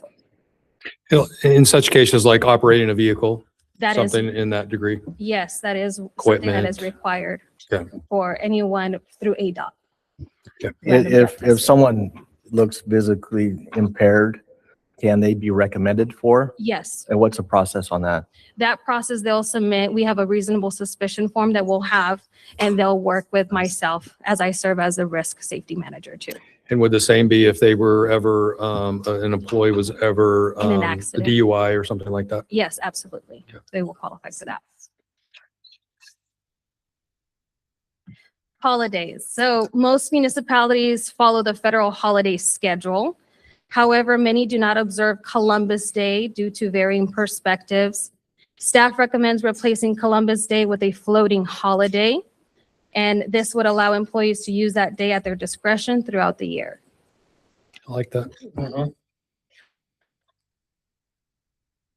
Winter break, there was also a suggestion to implement a winter closure from December 24th to January 1st. After discussing with other municipalities, this is not a common practice due to potential impacts on operations and service delivery. Staff's recommendation is to allow employees to use their holiday or personal leave as they choose rather than implementing a full closure. Makes sense. Telework, there was a suggestion to provide a telework policy. Our recommendation is allowing telework or alternative work arrangements after the probationary period and on a case-by-case basis. Not all positions will be eligible as some roles require an in-person presence to maintain operations and service levels. I believe we might be at a point here where we might be kind of doing a teleworking option because of the capacity we have in our office. Is Yes, that sir. correct? Okay. Yes, Mayor. So we are officially at 8 employees and we have 8 cubes. We'll have to have flex schedules. Is that what we call them? Okay. Case-by-case basis. Great. Yeah, and I think in the future, once we do have space to explore just ad hoc Yeah. accommodations as well, when needed. Yep. So an AI policy was also suggested. Our IT director is actively working on an AI policy, and it is currently under review with our attorney's office. So more information will be brought forward in a future council meeting. At this time, this concludes the presentation and addresses all of the feedback that I received from council. So I welcome any additional feedback, or at this time, I can answer any questions. Questions? On the reload, can we get a bit more specific in terms of distance from Santan Valley when reload would be a consideration? Like if they live 50 miles outside of town limits? And then also, typically we reserve reload offers for director higher level positions rather than just kind of lower level. So if there's a way we can create when we do the classification system to code it for those specific higher level positions. Yeah, we can definitely add that language. Yeah, I think that'd be good. Director level. I agree with that. I just want to make a comment that I appreciate everything staff did. I feel like you guys really thought through the considerations, and although not everything was added, I think you guys were thoughtful about how you went about it. So I just want to say I appreciate how much thought you guys gave this. Thank you, Vice Mayor. Any other comments, questions? Brent? She didn't have to get into the decision matrices.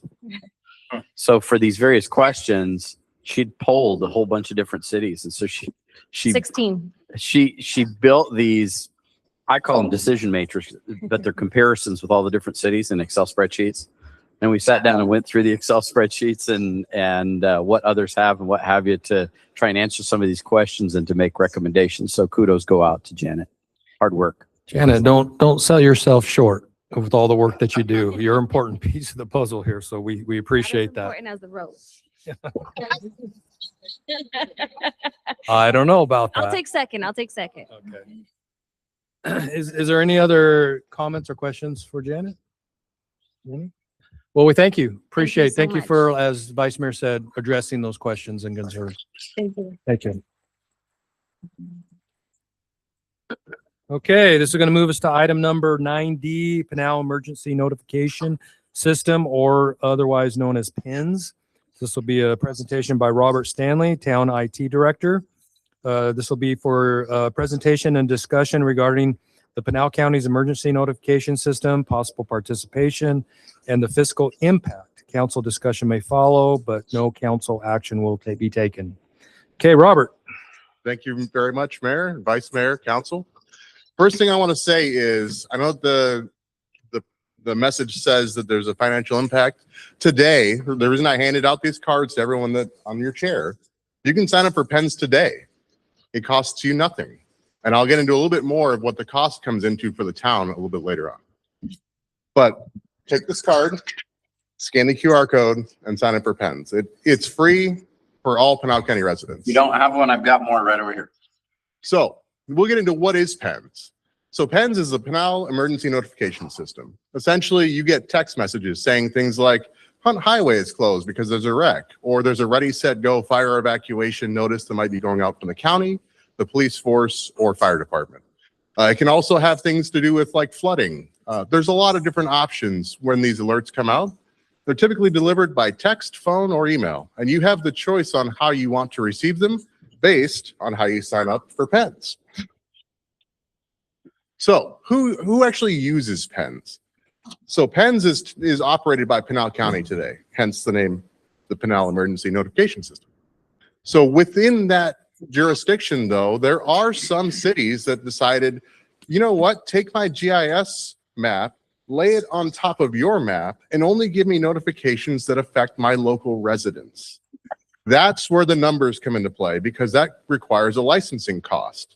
To be able to utilize the Genesis system that Pinal County actively uses is a paid licensing thing. Every time we break out another town from the overall group, it requires an additional licensing fee to be paid to the Genesis system to map towards the GIS boundaries that we put in place, okay? And that's why right now, if you sign up for PENS, you're gonna get general Pinal County notifications. In the future, once the town is a little bit bigger, has a little bit more staff, a little bit more robust police force, fire emergencies, things like that happening, then we will be charged at the rate of 13 cents per resident if we decide to have our own portal. So in addition to getting those notifications to your specific area, you also get a portal that myself can access, that Brent could access, that council could direct me to post a message out. It's not meant for like, hey, there's a bake sale down the street. That is not the standard we want to set with PENS. PENS is meant for emergency notification, period. That's what it's for. So these are some of the different law enforcement agencies that are going to send out notifications: fire, emergency, public health, elections, public works, and other applicable Pinal County employees can send out notifications if it's an emergency. Now, here's the link, the exact same link that's on this card. I would encourage everyone that lives within Pinal County to sign up for PENS today. And that is literally the end of my presentation, because I didn't want to keep you very long talking about PENS, but I'm willing to answer whatever questions you might have. Questions? Oh, Brent. So I just wanted to explain something, Mayor and Council, and that is, this isn't on for approval tonight. And here's the reason why. We've received a number of requests from the public for emergency notification. I know that a number of folks have contacted council members as well. We wanted to provide the option. This is a local option. It's very useful and usable. We're just looking from direction. So if you have questions for Robert, please do, but then please give staff direction. And if this is something that you would like to incorporate in the budget, Gabe's sitting right over there. We'll put the 11,000 and change item in the budget for the draft budget when it comes before the council for next fiscal year.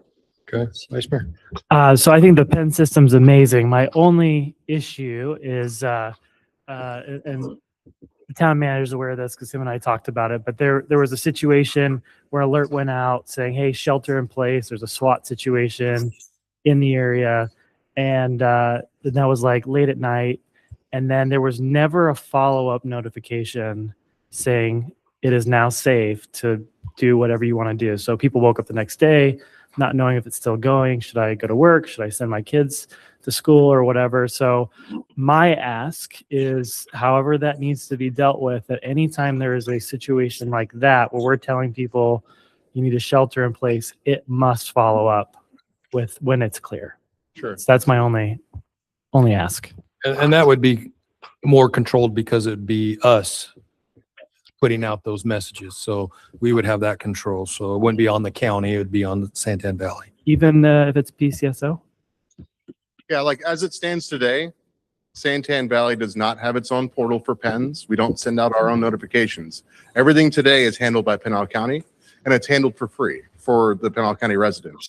Now, those more directed ones, that's where the charges come in, right? So you have your own licensing for that town border, and then whatever messages we send out will only affect the people that are signed up for our portal notifications. And this would be based on census data for populace? And the Okay. GIS map of the actual border based on the radio towers and the cell phone towers and the physical phone lines and the physical addresses that people actually sign up for when they do register for pens. Then within those borders, it looks at both of those pieces of data and says, okay, house within this border, you're going to get the notification. And that Mr. would, Mayor, you'll notice that we used the Yeah. 2020 saw census that. number. yes, and that, yeah, 13 cents is about 11,869, Yes, sir. which isn't probably the true number of Santan Valley, but anyways, So you're saying if we put this in the budget, we create our own portal, who is sending it out? So let's say if we end up contracting with PCSO for public safety, are someone on our staff putting those messages out at that point? I believe it would still come from PCSO, but we'll be interlinked with it. So hopefully we can make sure the lack of follow-up notification doesn't happen because we'll be engaged with that. Great. Absolutely. And I would recommend that we look at this as a future idea, because you're going to want to have your own police force sending out these notifications. You're going to want to have your own public officials that are dealing with these emergency situations, sending these out. In the meantime, Pinal County is sending out notifications. So when Hunt Highway was closed, I got a notification on my phone that Hunt Highway was closed. It's within Santan. I live within Santan, but anyone in Pinal County would have also got that notification if they're just signed up with the general PENS notification. okay. In our case, we'll be specific just to our border, to our town. Once we get to there, yep. Absolutely. And it'll be it could be segmented out to specific portions of the municipality, correct? Not by every resident in the city, Yeah. depending on the alert. Right. Absolutely. Is there a way that elected officials get all of those alerts so that we're aware of all the alerts that are going out? I don't know. That would be a Robert question, but yeah, you can, if there was a hostage situation in a subdivision, you can just send it out to anybody who's enrolled in that subdivision. Yeah, I guess what I'm saying is it possible for elected officials to know every alert that goes out? We can get that to our phones, so we're aware of all the notifications that are going out in our community. If you signed up for every community's PENS, which you're not really supposed to do because it's meant for the residents of those specific groups, but I can talk with Corey Redden. So this would be a great question for Pinal County. So I can take this question back to Pinal County and ask them specifically, come tell me exactly how this would work for a specific situation in a specific subdivision with a specific incident. Yeah, thanks for asking that question. I think it'd be important just because we're going to be getting questions from the public about some of these alerts. And as their representatives, one, we need to be aware of them. I'm not going to assume that everyone's going to want that, but maybe at least the option for us to have that so that we're aware of what's going on. Sure. Any other questions? Any other questions on pens? All right. Any at all? Can we get some direction? Do you want us to put it in Okay. the budget? That's, well, that would be for discussion right now, right? Okay. On the council. That's we're done. Yeah, to see if, is this something that would be beneficial to the town? Absolutely. I'm in favor of it. I have no opposition, but Pinal County's paying for it and we'll do it till July 1st, right? So it wouldn't need to be in the budget till later, or I believe Pinal County will do it forever. We just don't have the ability to do our own postings or to limit it to our area.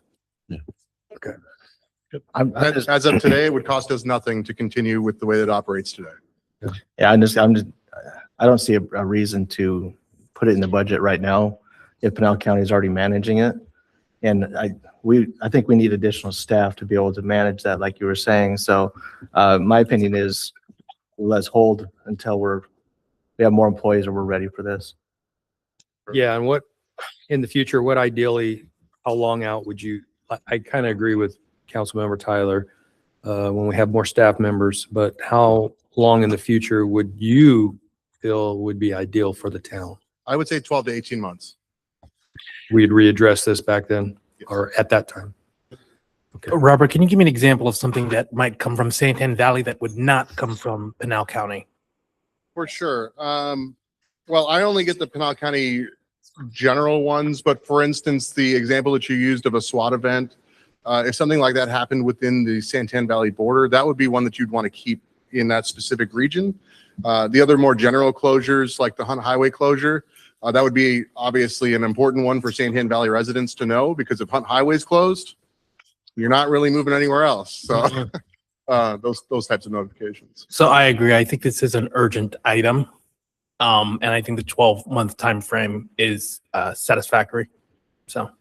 Okay. Any other comments, questions? Council? Brent?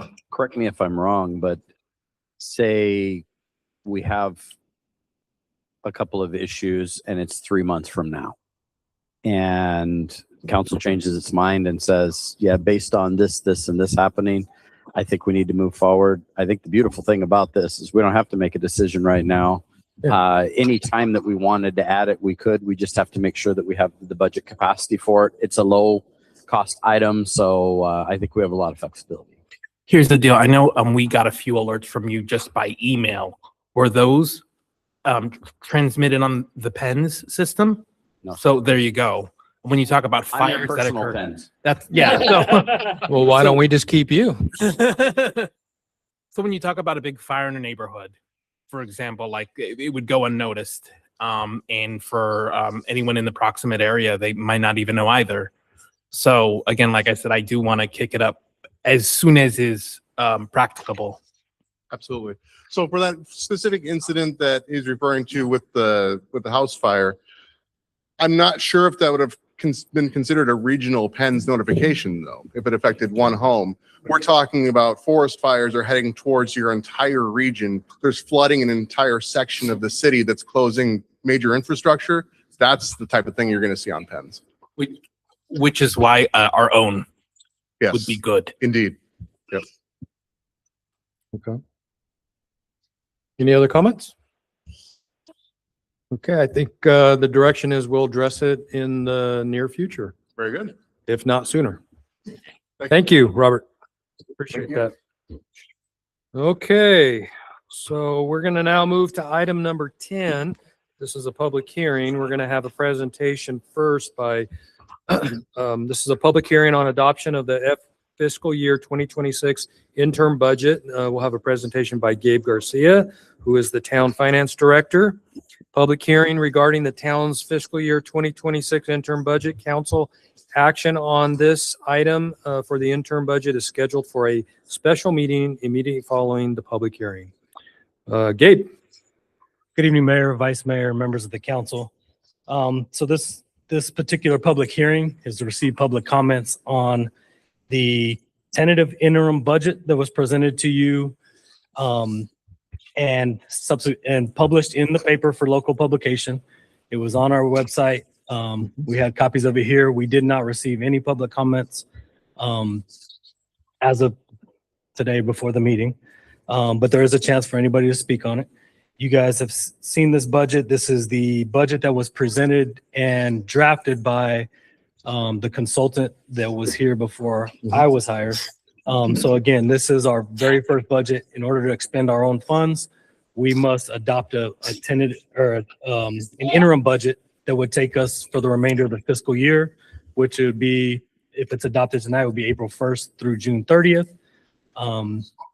And we will be coming to you around the first part of May with a draft budget for the following year. So it just should be noted that adopting this budget sets no basis or authorization or limit for the next budget. This just puts a cap on the amount of money that we can spend from April 1 to June 30th. So with that, I'll answer any questions you may have, but what'll happen after we receive any public comments, we'll adjourn to a special meeting. When we get in the special meeting, we'll then formally adopt the budget, and then we can get out of that public meeting. And what you'll notice is a lot of these meetings that I'm doing right now seem like it's the same thing over and over and over, and that's kind of what it is. Usually what's going to change is the numbers on the forms, but it's going to follow the same process. We'll always adopt at a meeting. We'll have to publish for 2 weeks. We'll come back, have a public hearing, adjourn, and adopt the budget. It's kind of the same cycle every year. So, and to note that this passing of this budget now will allow us to access and spend the state shared revenue funds that we've currently been receiving.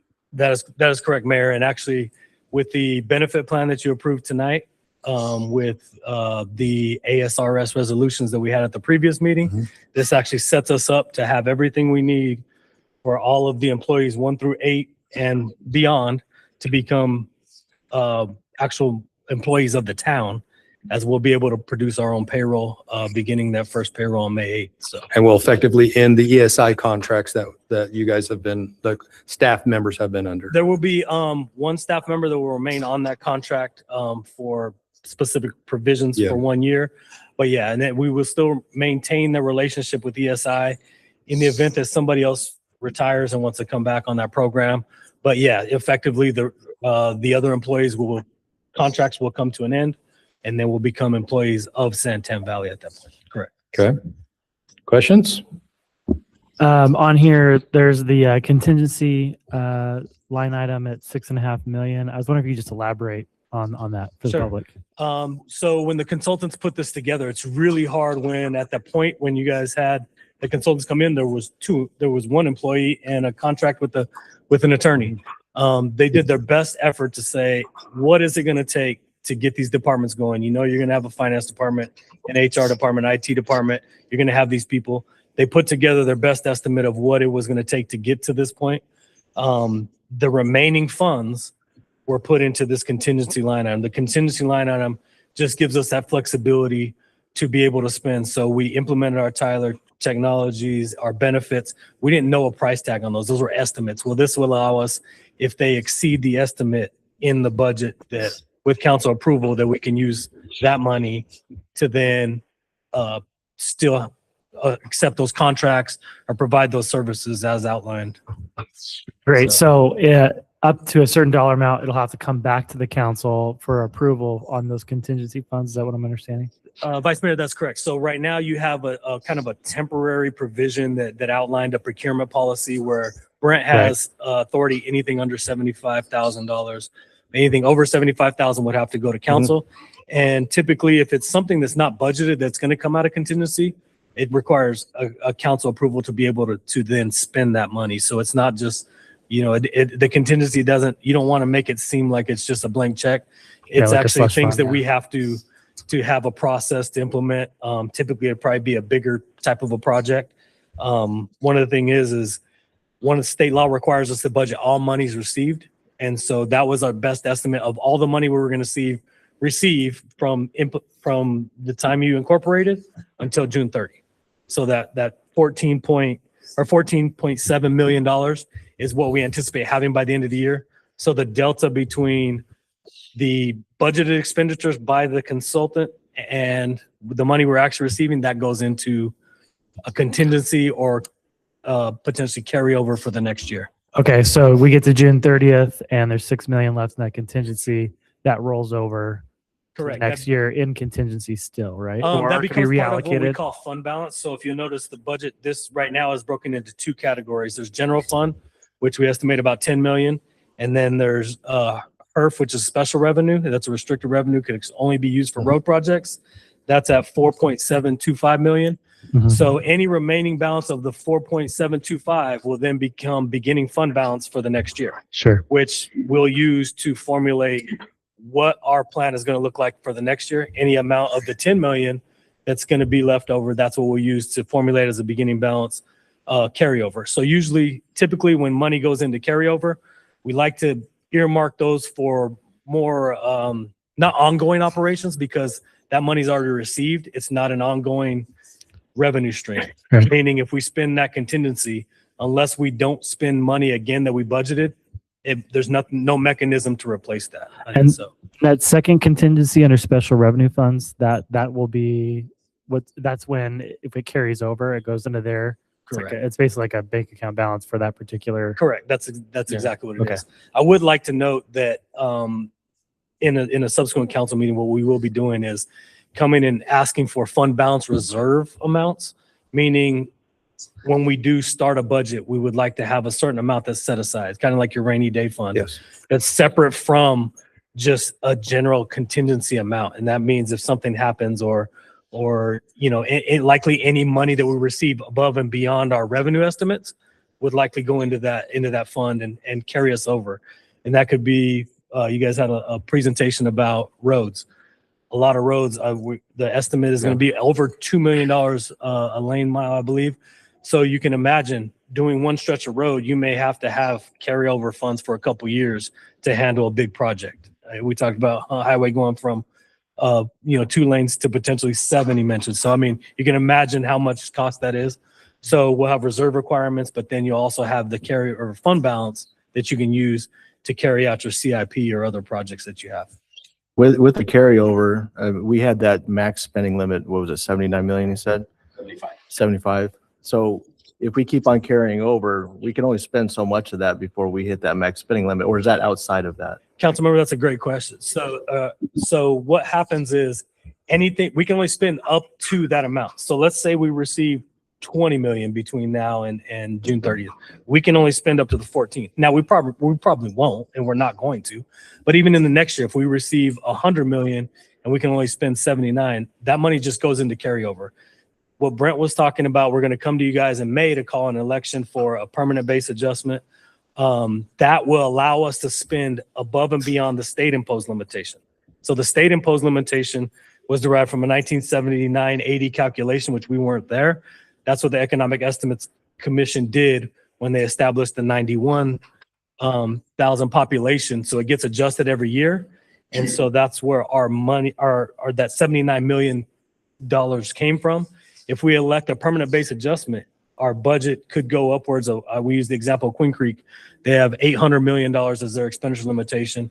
Doesn't mean you're going to spend that. And your budget might look huge. We might say we're going to spend $80 million or have you approve a budget, or $800 million, have you approve a budget to that amount. But in reality, we might spend 100 million or 60 million or 70 million.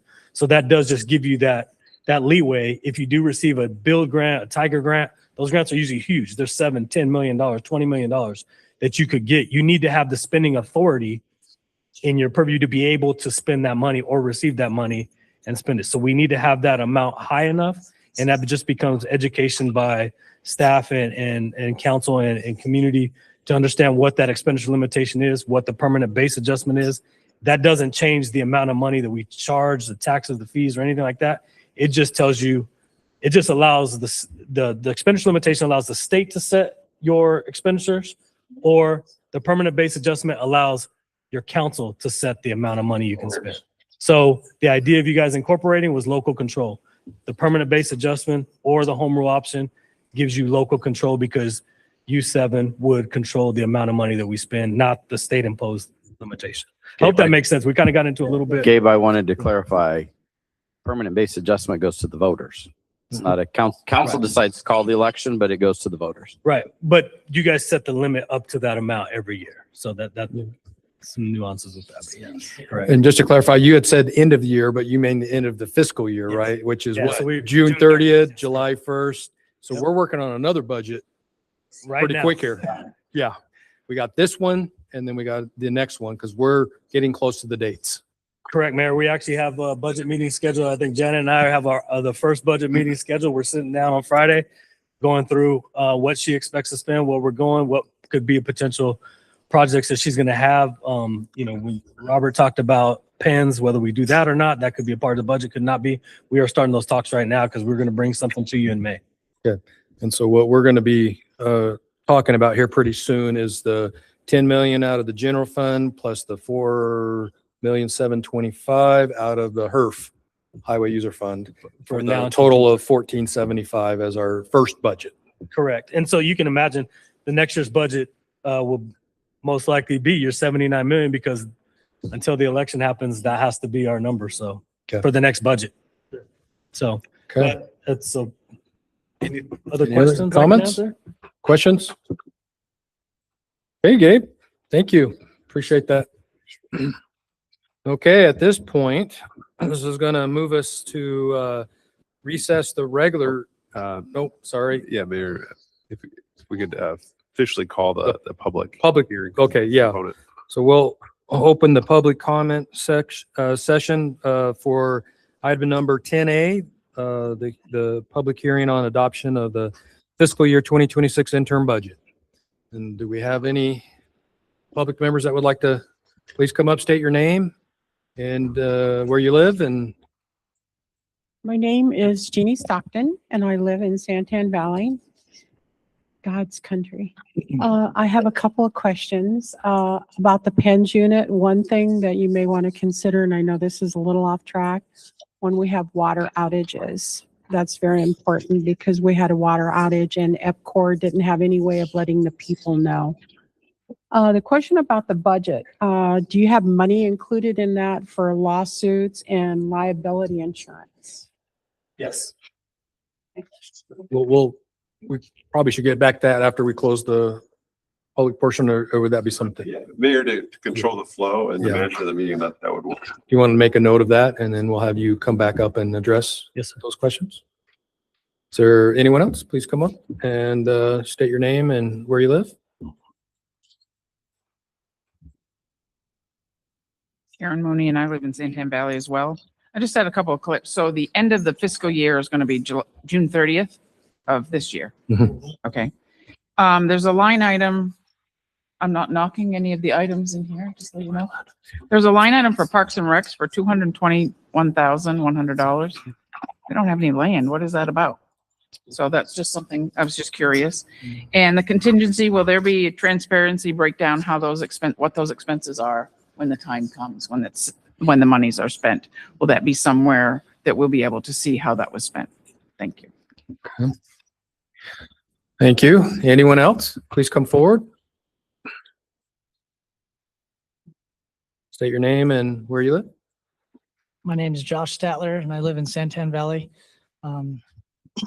Mayor, Vice Mayor, Council.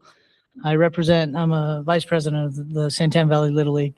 And I want to just bring everyone's attention to kind of the situations that we're running into constantly. Last spring, we had roughly about 30 teams.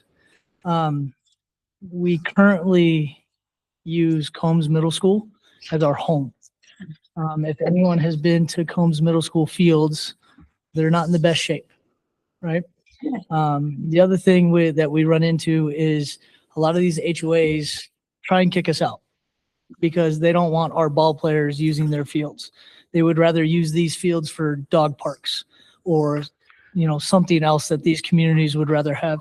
And so it's very difficult to watch some of our teams, some of our coaches come across and come out to us as board members for the Little League and say, where do we practice? And so I want to bring that to everyone's attention, that not only are we running into lack of fields, but we're running into teams that are oversized as well.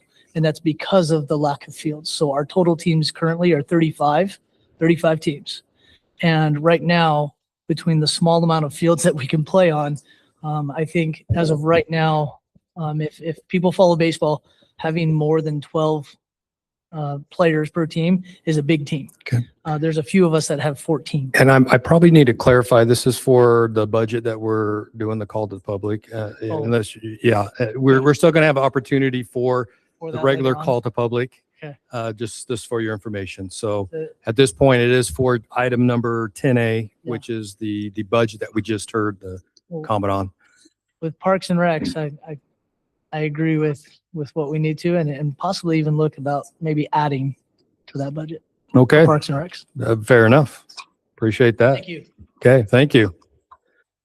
Is there anyone else in the audience that would like to state just- your name and where you live? Just a legal question. Normally in the public comment, we're not allowed to respond, but in this one, we're allowed to. Vice Mayor, council members, it is agendized as, public hearing.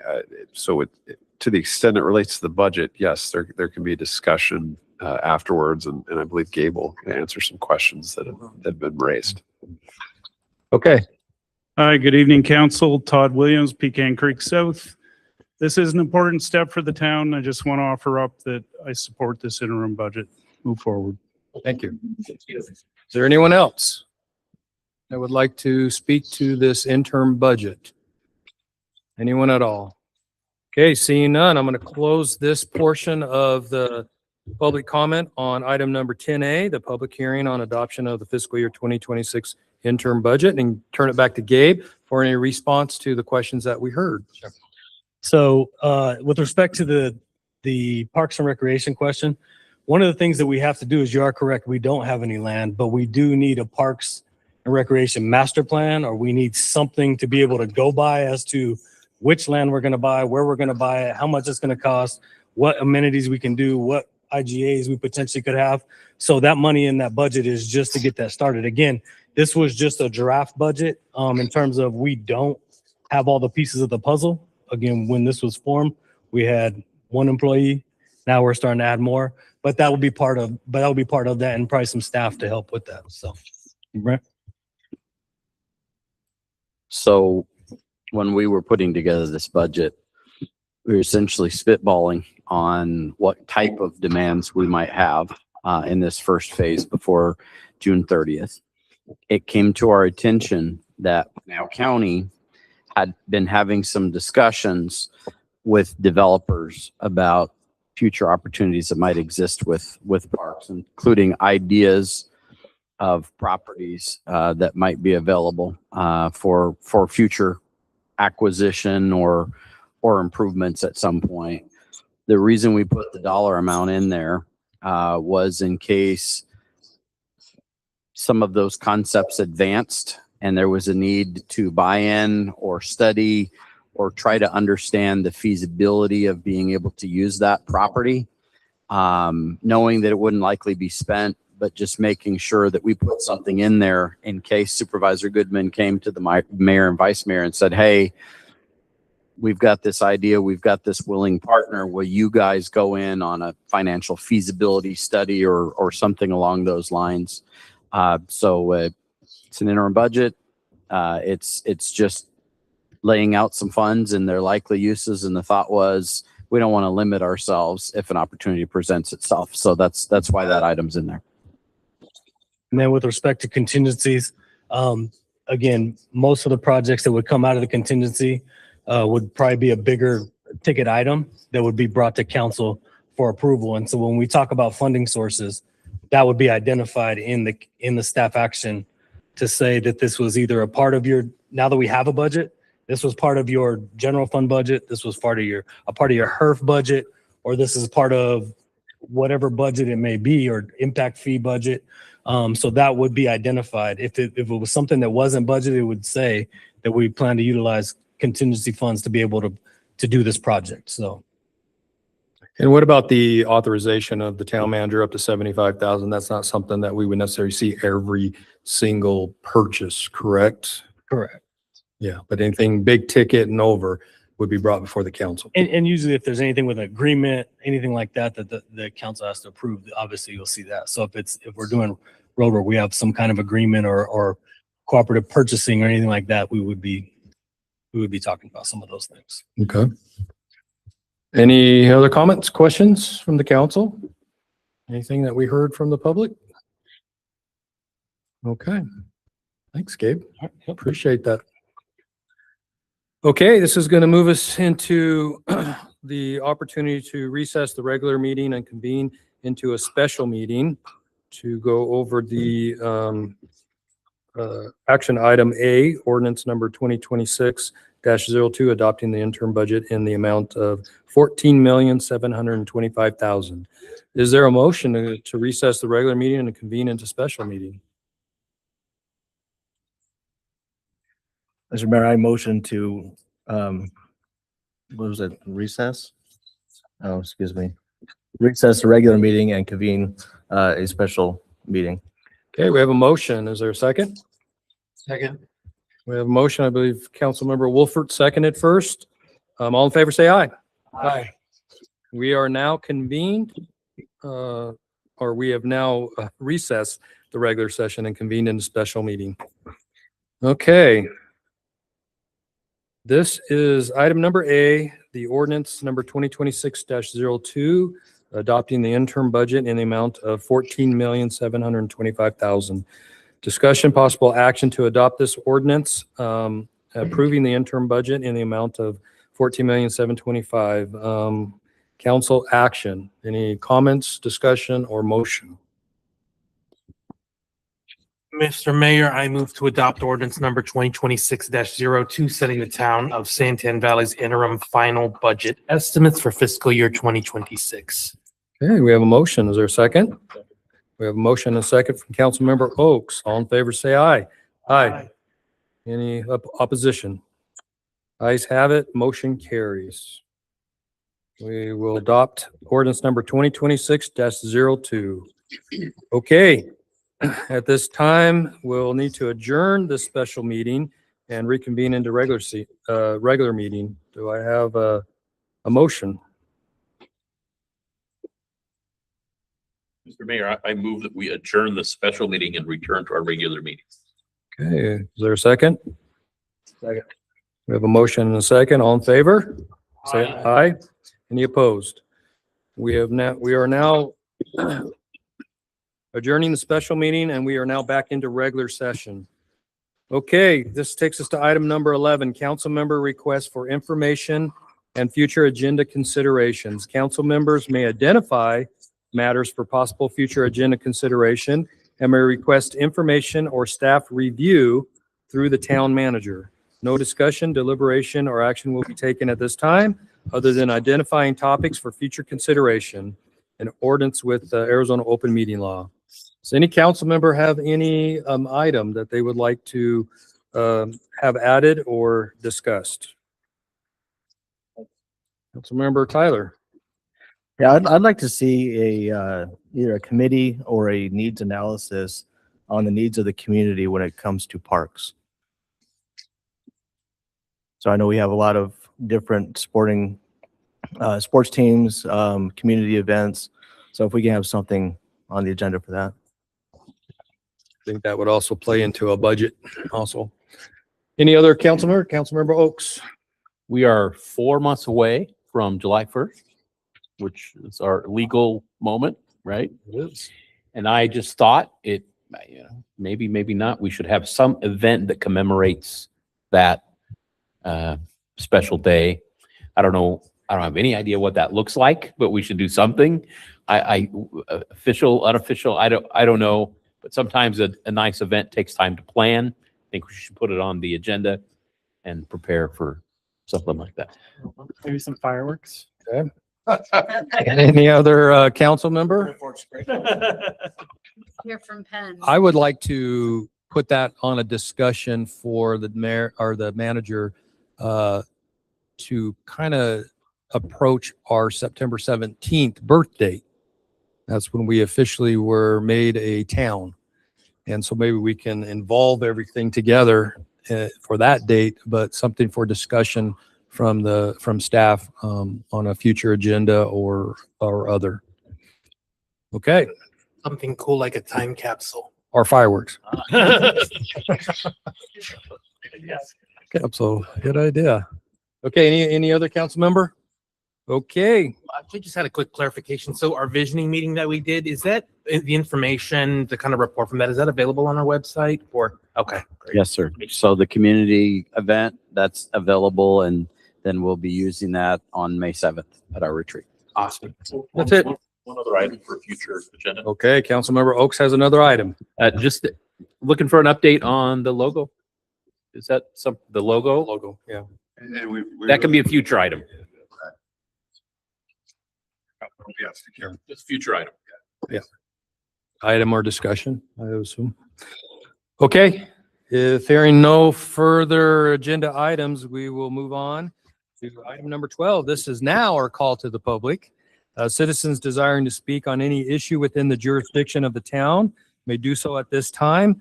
Comments shall be limited to 3 minutes per person, subject to adjustment based on time constraints and meeting management needs. At the discretion of the mayor, all comments shall be addressed to the council as a whole. At the conclusion of the call to public, individual council members may respond to criticism made by those who have spoken, direct staff to review or follow up on the matter, and or request the matter to be placed on a future agenda. Arizona law prohibits any town resource, including staff time, equipment, and anything of value to influence an election. This prohibition applies to call to the public at the council meeting. You may discuss a town issue, but do not advocate for a specific candidate or ballot measure. At this time, I do not have any, what am I trying to think here? Comment cards. Thank you. I heard it. So if any member of the public would like to come forward, please do so, and state your name and where you live. You have 3 minutes. Yeah. Fast. Your 3 minutes will start now. Okay, thank you very much, Mayor, Vice Mayor, and council members. I just wanted to say that it is amazing the progress that you all have made in just watching everything that has gone on in the last few months. And it's really exciting to be part of this after being out here for 40 years. I'm sorry, I didn't say I'm Donna Hallman from Santan Valley. I'm so sorry. I'm extremely impressed. I know you guys already know all this and we talk about this a lot, but we are really impressed and blessed that we have Brett Billingsley as our town manager. It is just, he's like the Energizer rabbit. But in wrapping up my time, I kind of wanted to address the PENS issue for you to think about. I realize that that our particular incorporation area, and Karen, I bet you wanted to talk on this, but incorporation area is up to 100, 120, whatever the real numbers are. But you got to keep in mind, you know, I live at Ironwood and Gansel. Very seldom do I drive that corridor. I'm not going on the Hunt Highway corridor for anything. I'm usually traveling, you know, either east or west or whichever area. In the majority of the incorporated area, we all are driving through all of the roads within Pinal County, a lot of times out to Florence. Now, you guys know this because of the area and you've lived in the area. I just think that that's not something that even needs to be addressed when we do need to address parks and recreation. We've now heard from 2 leagues over the last few months. Grant you, we don't have land and we can't do that. And the HOAs own their parks, so the members do. So, and you all know that, but I just wanted to stress that when there's a fire in a neighborhood, Rural Metro does an amazing job of posting on all the websites. Now, not everybody's on Facebook. Not everybody's on Nextdoor. The town is a good example. They're on Nextdoor and not on Facebook. But you know, the news spreads pretty fast, and I'd rather see you take that money in the first couple of years until we get a fire department, as Robert mentioned. That is just my opinion. I think it'll get very confusing for people if it doesn't include all of Santan Valley.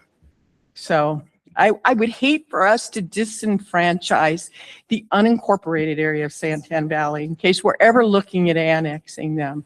And grant you, we are different, but I just ask that you think about that because it could be an issue. Thank you. Very much. And thank you all for what you do. Thank you, Donna. May I add one really quick thing? Real quick. I'm sorry, 20 seconds. Isn't this Garrett's last meeting? No. No. One more? Okay. I didn't want to miss it. Thank you. Okay, is there anyone else in the public? Please come forward, state your name and where you live. 3 minutes. Hi, Jeannie Stockton. I live in Santan Valley, God's country, USA. Anyway, the PENS, 91,300 people is our population. It should be based on registered users, not on population. because part of that 91,000 are children, and that doesn't also include winter visitors. Just my take on it. So I would like the town clerk to possibly clarify what's going to happen after the election. The election is going to decide whether we're going to have staggered council members. So if we're having that election at the same time that we're electing town council members, do we have to wait for 2 more years in order for that election to actually take effect? It's a little confusing to me. And I do know that the election, we're going to decide if we want to elect our own mayor and everything. So that kind of coincides with that. If we decide we're going to elect our own mayor, it's not going to work this first go around because everybody's running as town councilman. So if you could put some clarification somewhere out on the Arizona League or on our website, that would probably help clear up a little bit of confusion. Thank you. Thank you. Is there anyone else? Please come forward, state your name and where you live. And 3 minutes. My name's Karen Mooney. I live in Santan Valley. Good evening, Mayor, Vice Mayor, and council members. This was a phenomenal meeting this evening. Lots of great information. I appreciate it. A couple of points that I just wanted to bring up, like the emergency meetings for the legislation and stuff like that. I know towns are different than HOAs, but we do have where you can have an emergency meeting and notice only 24 hours. So sometimes those sorts of things, I don't know if your town has that or not the 48-hour notice. So you might be able to do that. On the transportation presentation, there are projects that have been delayed, postponed, and not even started that I'm aware of in just my area. And some of them were supposed to be completed back as far back as 22 and 23. And so I really hope that there's a strong hold in holding the county accountable, that they complete those projects without us having to put money forward. Those things were already in the works and have stopped. I do have some emails on that. I'm going to say that terrible word, annexation. There's actually 1 or 2 sections of my community that were annexed into us before the deadline of our community, and they are not part of the incorporated Santan Valley, but they are part of my community, Santan Heights. So that is something I think eventually needs to be addressed and looked at, because not all the rules will apply to them and they live in our community. So I just thought I'd bring that to your attention. I loved Chris's information on the transportation plan, but be proactive in notifying people of what's coming in the area. Not quite sure how. You've got a couple of Robert's been working on a couple of public sites to be able to present that information. And then lastly, pens. Well, there wouldn't be, it sounds like if I understood his presentation correctly, there wouldn't be a crossover. It would either be our jurisdiction or Pinell County's. And I'm sorry, but I think Pinell County's. Now, maybe Donna lives on the side and doesn't have to deal with Hunt Highway and gets that notification a lot because there's a lot of accidents. But I would be very sorry to miss out on major alerts. There are missing children all over that we get those for. They're missing children, missing adults, then the major fires and all that sort of stuff. And the town is already as small as it is staff-wise. I think that's a major thing to put on top of staff or hiring somebody else for something at this time. I really think you need to think long and hard. It is only $11,000 from what you said, but that if you have to hire staff, that's more money. I just don't think I would be wanting to opt out of the towns and stay with Pinell County so that I'm aware of what's going on. We travel those roads. If somebody's traveling, they want to know what's going on outside of just your town boundaries. So that is something to definitely think about. Thank you. Thank you, Karen. Good on the 3 minutes. Perfect. Perfect. You knew it. You already got it. Immigrate. Is there anyone else in the public that would like to come forward and have any comment? Anyone at all? Okay, seeing and hearing, I'm going to close the call to public. At this point, does any council member have any direction for staff based on what we hear from the public? I would, I don't know if it's appropriate or not based on the election part of it, if that would be appropriate to address at another open meeting, or I don't know how to, I don't know what to ask for. But to address the process there. Staff can certainly look into that. Okay. Back to you. Yeah, I'd appreciate that. Thank you. Okay. If nothing else, that will take us to item number 13. This is executive session. So it'll be the opportunity for us to go into executive session for items A, B, and C on the agenda. Do we have a motion to go into executive session? Mayor, I move that we move into executive session. Is there a second? Second. We have a motion and a second. All in favor? Aye. Any opposed? Ayes have it. We are now in executive session.